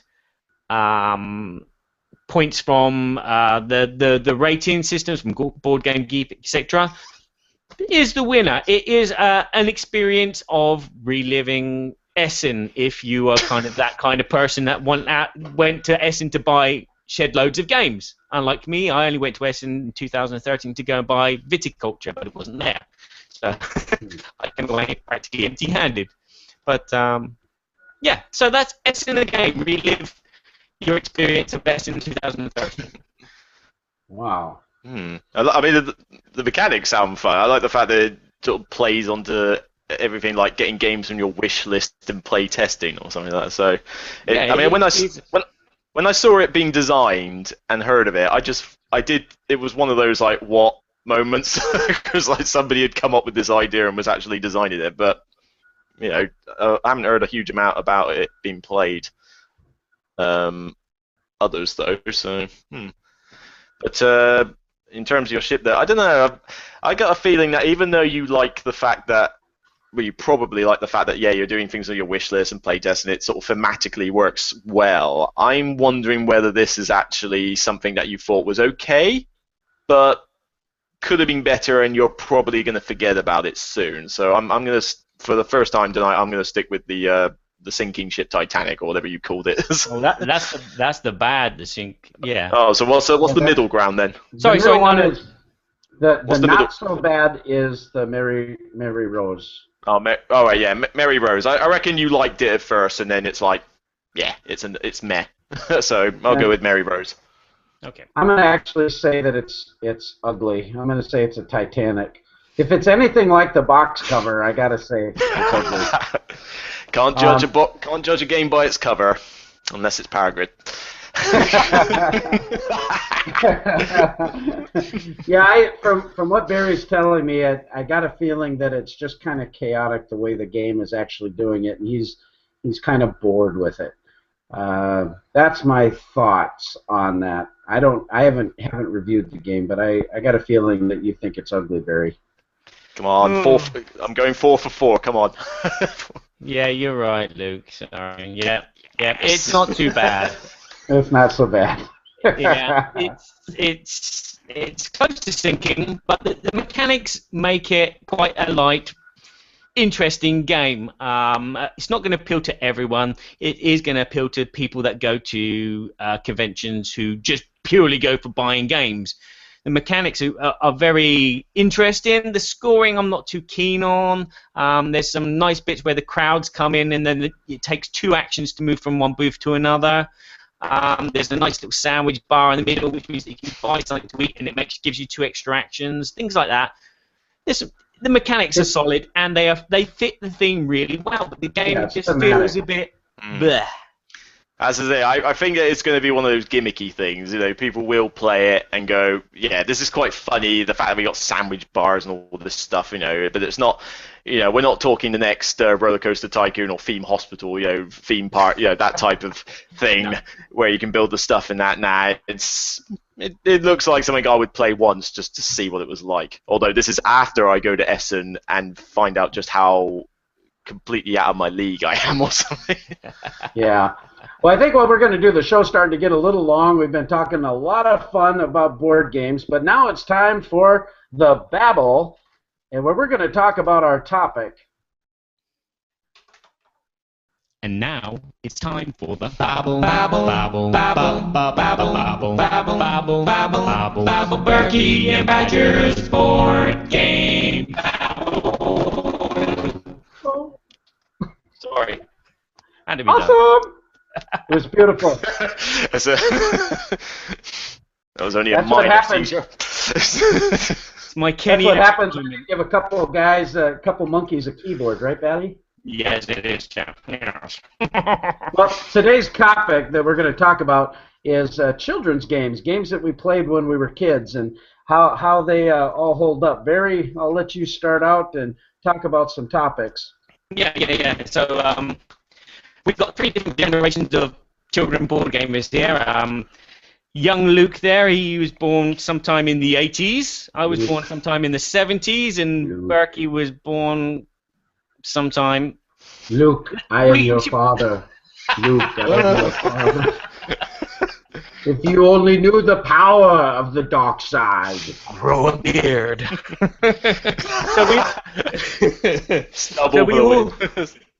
We all have a different perspective of board games as they come out. And obviously, we're all kind of big board game players ourselves, so we actually see and play the board games that maybe our children will play. And I just thought it would be really interesting to see if Battleships still holds out against something like Battleship. So, Luke, what's your kind of earliest memory of a board game that you played as a kid and adored? And do you think it still holds out today? I can think of a few, but the one that probably got the most game time with my brother, God, there were several, but Hero Quest is one that immediately comes to mind. That was a popular one with some mates, but mostly me and my brother doing. I control several characters, and he controls like the bad guy or something. And that one, I would still happily play that now if someone brought it out and had all the pieces and had a decent design. Come here. I've got it. It'd be tempting, but it's one of those ones that technically it does still hold up if people don't think about it, because if you consider it, it is one bad guy versus several other people, so bad guy versus good guys in a co-op dungeon crawl. Well, what's Descent? What's Imperial Assault? They are exactly the same format. One bad guy, bunch of good guys, all it is a different setting sometimes. I mean, Descent's not exactly that different from the other one, and upgraded components and story thing, but it's essentially the same design. One guy, bunch of good guys. And it works for Descent, and I still like Descent. I prefer Imperial Assault, but I like both, and own Imperial Assault. But that design has held up well enough that if somebody did just show me Hero Quest, you know, I'd happily still play it. You know, even if you do abuse certain things in it to some extent. But I could not design a dungeon to save my life. Mine would just be ridiculously convoluted. Trying to think of the designer I would probably represent. I forget which designer is not Anton, not Anton, but the other one. No, Point Salad Boy.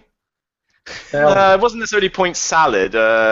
But it'd be Maze Salad, Wallace, wouldn't maybe? it? No, Mark Wallace, maybe? I don't know. But yeah, you know, so where I just come up with these confusing dungeons where I've got like a special rule for everything or something. And then obviously you've seen my drawing, and people might have shown Facebook posts of my telestrations and that recently. My drawing skills are horrible, so my dungeon map would just look like this really bad paint by numbers that I'd done in class as a doodle in detention.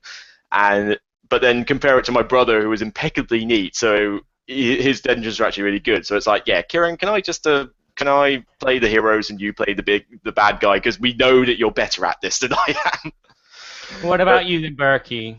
What childhood games did you play, and do they still hold up? Well, I'm older than you guys, so, I'm like Really? a thousand years old or something like that. But the games that I have to define children.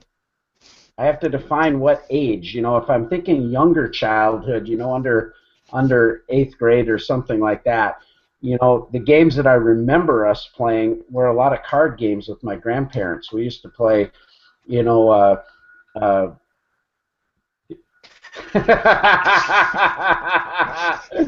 was for the ignore that. That's for the commenters. No, the Emperor is that old, but not Darth. No, I was born in 1965. Okay. So right when Star Trek started, so that's when I was born, so that's why I love it. But no, the games that I remember playing in early childhood are games like Operation. I remember us getting a game called Mousetrap that had all of the little gizmos, at a rummage sale. Playing card games with my grandparents like Whiskey Poker and Rook. Those were games that we played. But really, I think where my gaming really took off, because younger games I don't remember very much, to be honest, but it was about in 9th grade I started playing a lot of these. Can you see these? These are actually games that I still own. You can tell by the corners, it looks like I got it cockeyed there, but this is the original Game Master series, Axis and Allies, Shogun, with the swords. I got the swords. Fortress America, Conquest the Empire, and half of my catapults are broken. So it's like the Broken Meeple. One of those I'm expecting the Shogun. I'm expecting the Queen Big Box edition to see what that one's like, and I would like to try Fortress America, the Fantasy Flight version. See what. Yeah, this Shogun is different than the Queen games. Is like Wallenstein, and that has the tube tower, just like Amerigo, right? Yeah. Yeah. This is the older version, and it used to be called Samurai Swords, or I think it was redone as Samurai Swords. I've heard that name, yeah, I don't know, we played the mess out of that stuff. I mean, we'd have those games set up for a week on the table. Just recently, not very long ago, when you ask, does it still hold up? I played a game of the original Axis and Allies with my son. We had a blast doing it. We played Shogun with the swords, and the little swords have little numbers on them to pick who's the first player. It's area control, it's dice rolling, I know, but there's still a lot of strategic play in there, and there are better games now, of course, but those in my mind still hold up because I still had fun playing them. The components are still fun. I'm okay with it.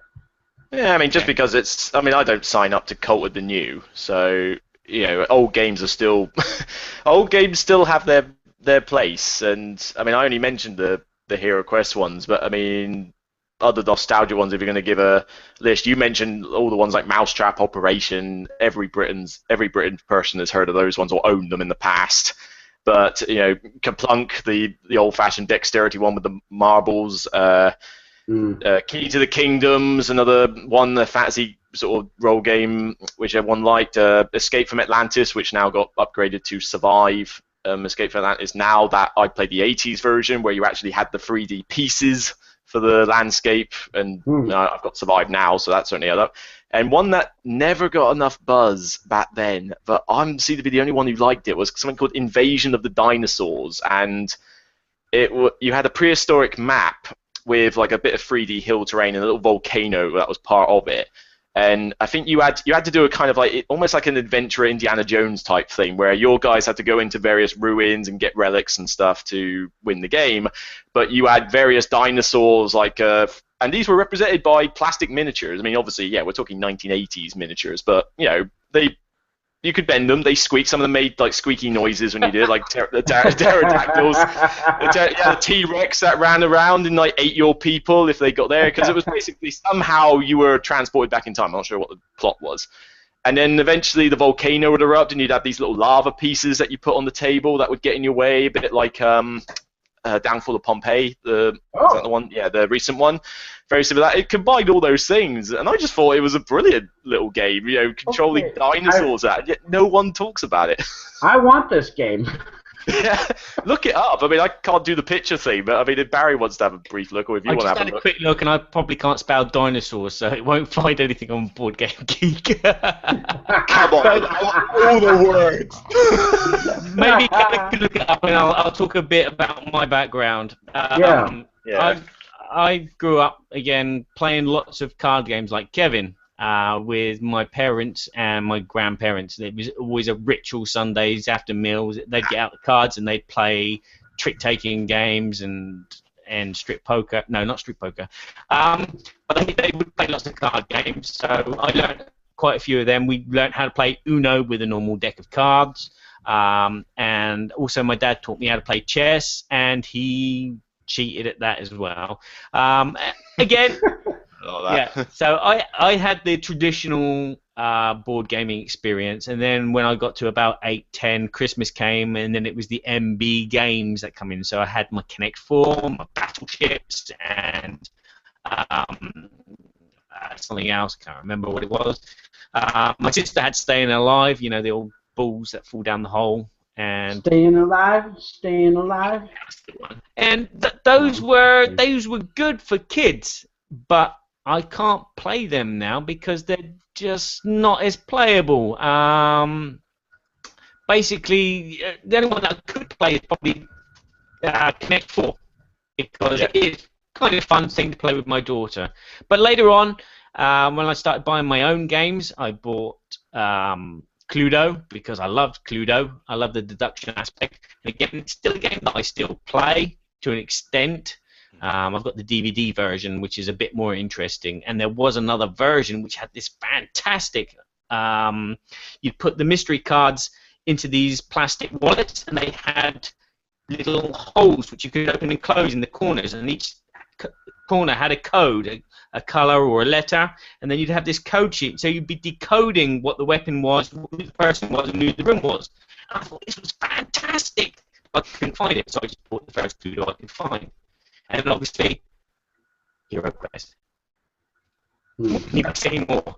It's a game which is still in my collection. It's a game that I will always play, along with Uno.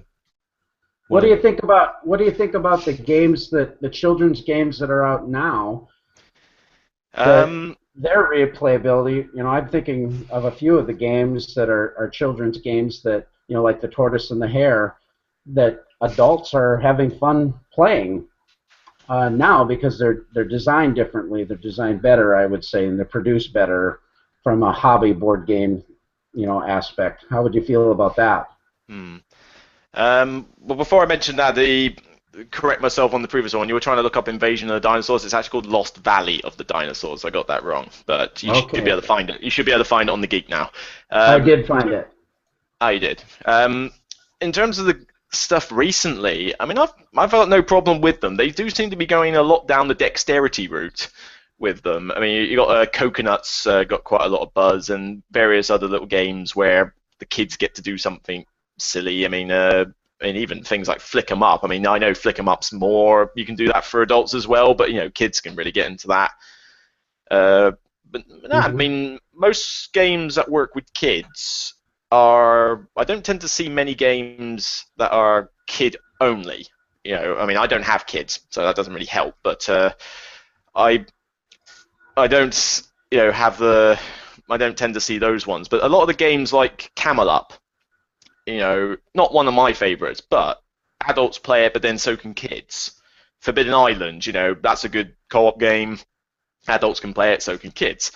And I think a lot of these little ones that the family can play are good for kids. I've probably not had a lot of experience with the ones that are only just for kids, but I don't know. I look at them and I just think yeah, they're not all that great. I think if you want a proper like game that kids can enjoy, the adults have got to be able to join in it as well. And so far, the family-orientated ones are doing pretty well with that. You know, there's more and more parents are playing them with their kids. I've got friends of mine who I've taught games too, and I sort of think, what can they do with those? And I'm actually buying one of them a present. Just in case she actually decides to watch this video, I won't spoil it. But I mean, I'm buying her a game for her birthday in the next couple of days. You know, and is it a dinosaur game? Trust me, if I can find a copy of Lost Valley of the Dinosaurs, I'm buying it and I'm keeping it. It's not for other people. But, hey, I just want to see that. You can see the picture there. I mean, you were showing screenshots. Look at the miniatures. This is 1980s, I think. Correct me if I'm wrong. But get that Julian Courtland-Smith is the designer. That's Escape from Atlantis. Yeah, it's the same bloke. Yes, same bloke. That explains a lot because it does have that kind of vibe. I must admit that. Yeah, but someone's mentioned on.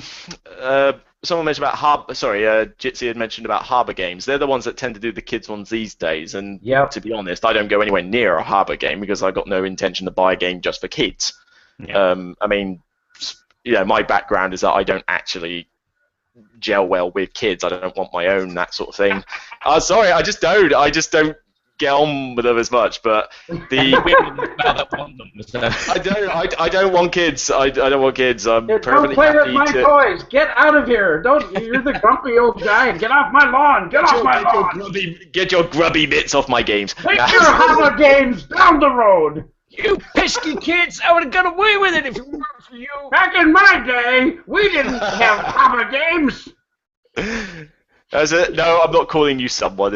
I'm useless with names. So that's why I'm getting them wrong on there. But now Robin says I go into Toys R Us and look at their games section. The games there are shocking.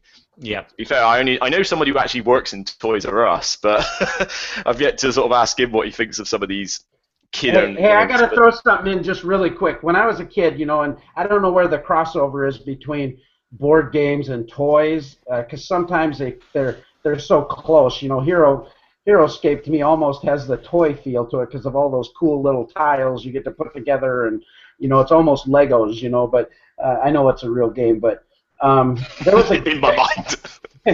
there was something I really wanted growing up, and I never got it. And every year for Christmas, I would ask for this, and I would never get it. Well, I would whine about this a little bit to my wife as we got married, and we just celebrated our 30th anniversary, by the way. So, thank you. So, one Christmas, I get this box, and guess what's in the box? My childhood dream toy game. And I even have it here with me to show you all. Can you guess what it is?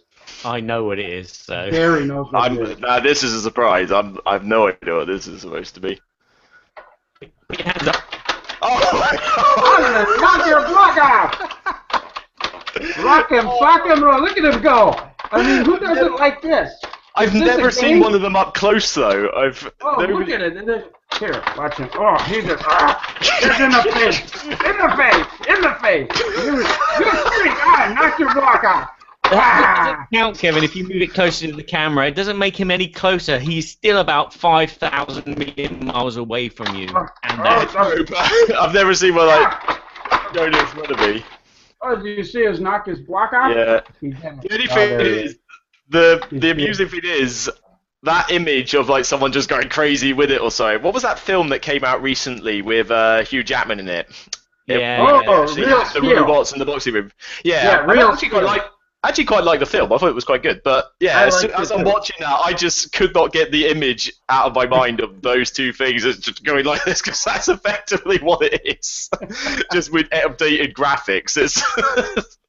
Well, I've had this thing in the closet, you know, for about 20 years, and I was going to sell it at a rummage sale here, and I thought, no, I like it.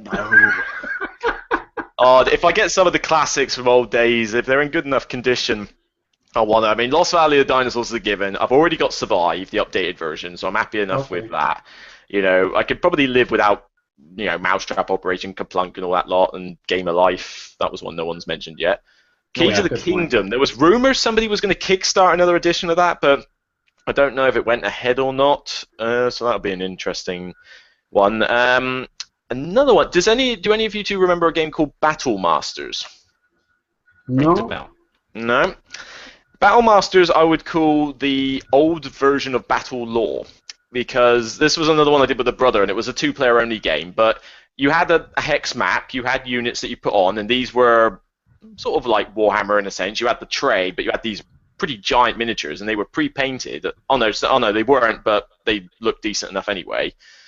And you had this mat, and it was huge. It would cover like most of the floor in your room that you were playing. It wasn't a table game, and you did it a bit like Battle Law. It had a pre-painted map on it for a river and hills, and you had a castle model, like literally like 3D thing about this big, for a fort. You could put one of the miniature trays in it, and it was like Imperial versus Chaos. So you had the knights and the archers on one side, and then you had the like troll and goblins and orcs and various other things on the other side.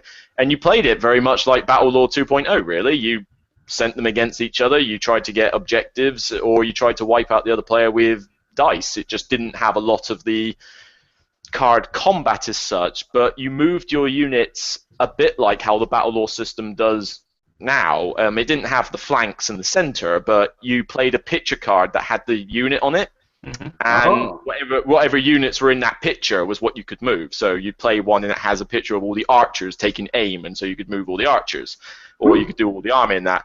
And we used to play that one religiously as well. And would it hold up now? Probably not, because you've got Battle Law 2.0. It's pretty much that condensed down. Right. Actually, bits in it. But yeah, not many people would have heard of that one. And this was it's not a tabletop game. It's a floor mat game. You could not play it on a table. It was impossible. The mat took up an entire floor. Yeah, you have to be careful where you stepped. So they're always on the floor playing with their stuff. The parents can go and tread on it and break it. Paul, Battle Masters was not awful. Okay, I'm not saying anything. I haven't seen it, so. Paul in the comments he says it's awful from what he remembers. So it was, obviously your memory is fuzzy. I think the kids today have got it good, because the games out there they're kind of aimed at kids. They have kid themes. It's like the Little Prince earlier I was reviewed. It is a child's game. It appeals to children because it's got it comes from a childhood book, but it has the mechanics that make it interesting for parents. My parents must have been bored playing Snakes and Ladders with me, like I am bored playing Snakes and Ladders with my daughter. Games now a lot more better. Habit games as well. I went and saw Ita Perez, and we played with his son, and we played Monza. And all it is 6 dice, you roll them, they got colours on them, and then you have to use the colours to move the car around the track. Simple idea, but it was enjoyable fun.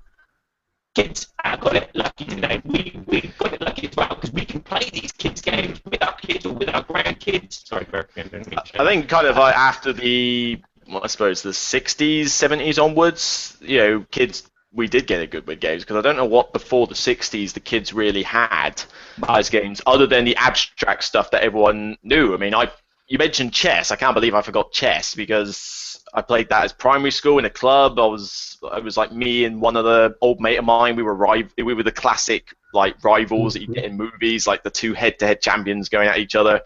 And I remember like 14 years old being in a Taunton chess club as well, because the secondary school didn't have one.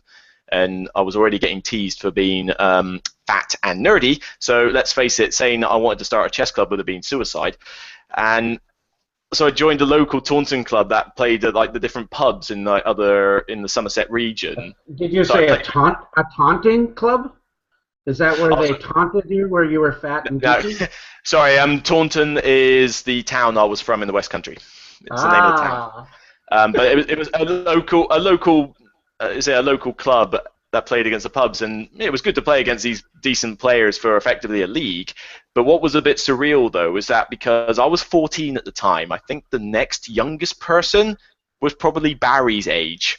So and then the next youngest was Kevin's, and then everybody else was older. There was a massive age gap between me, this little kid, little teenager, and a bunch of old people playing chess with illegal. So well, I think we're more games than that, but yeah. I think we're going to wrap up our Babble topic. I mean, we could talk about this a lot. I think one of the things that I think a lot of people in the gaming hobby, I see a lot of them playing games with their kids, and they're having these beautiful experiences, spending time with their family. Gaming is a social experience, and I have fond memory of the times that I did game, and I think now the quality of games are giving kids a really great experience too. So I think it's fantastic to think about the possibilities for that too. One thing I want to talk about before we close up and wrap up the show is our good friend Robert Searing. He makes these foam core inserts for board games, and Robert's been a friend of the show. He's been on the show before.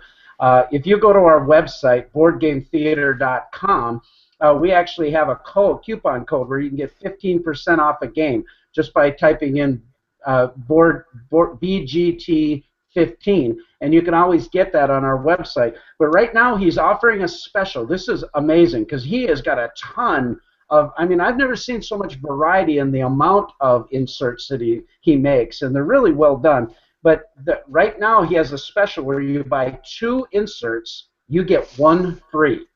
So you could buy 2 inserts, get a $30-$40 insert free. His website, I think Barry is putting up now, www.inserthere.me.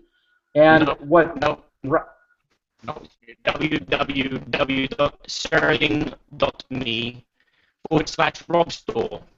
That's one thing that you can do, but if you type inserthere.me, it'll take you right there as well. And so both ways you can get there. He owns both domains. One thing Robert's doing, this sale that he's put on Facebook, it ends tonight at midnight, but just for the Board Game Babble listeners, you could go to his store, and he's going to extend it to Labor Day night at midnight. So Monday night till midnight for the Board Game Babble listeners. So buy 2, get 1 free. Can't beat it. Rob just does a fantastic job, and yeah, thanks Rob for doing that for our listeners. He's such a great friend of the show. And with that, Barry, I think, do you have any closing remarks before you want to close out? Yeah, just sticks. What's that? My closing remark is, can we keep this up until 5 in the morning? Oh yeah, baby. An after show party. Come on. My hard drive will overheat, but we can do it. My glass is empty. Come on, I've gamed for 36 hours. I could talk for that long. I can do that. Well, I think we're done. Hey, Luke, thanks so much for coming on the show and being with us. How can people find out about your stuff? Where can they go? Well, you've got my Twitter feed that should have been plastered across the screen the entire show at the Broken Meeple. If you search for the Broken Meeple on Facebook, you will find the page for it there.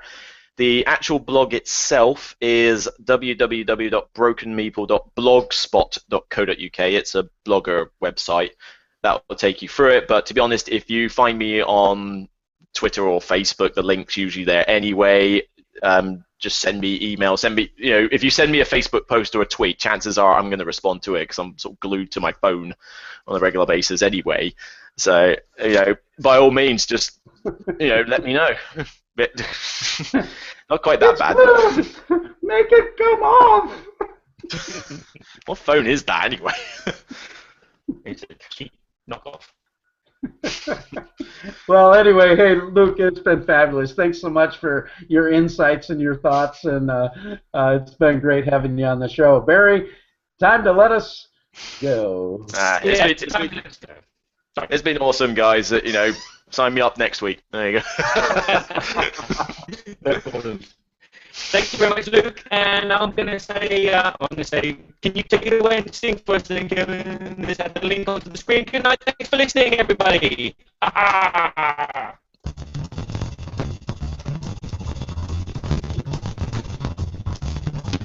We're so glad we had this time together. Now it's time to go. Yeah. It won't be long until we have another show. Like up next over again. So keep us in mind, get online. Berkey and Badger will be back in no time. In about 5 minutes, me and Luke are going to carry on talking. Yeah.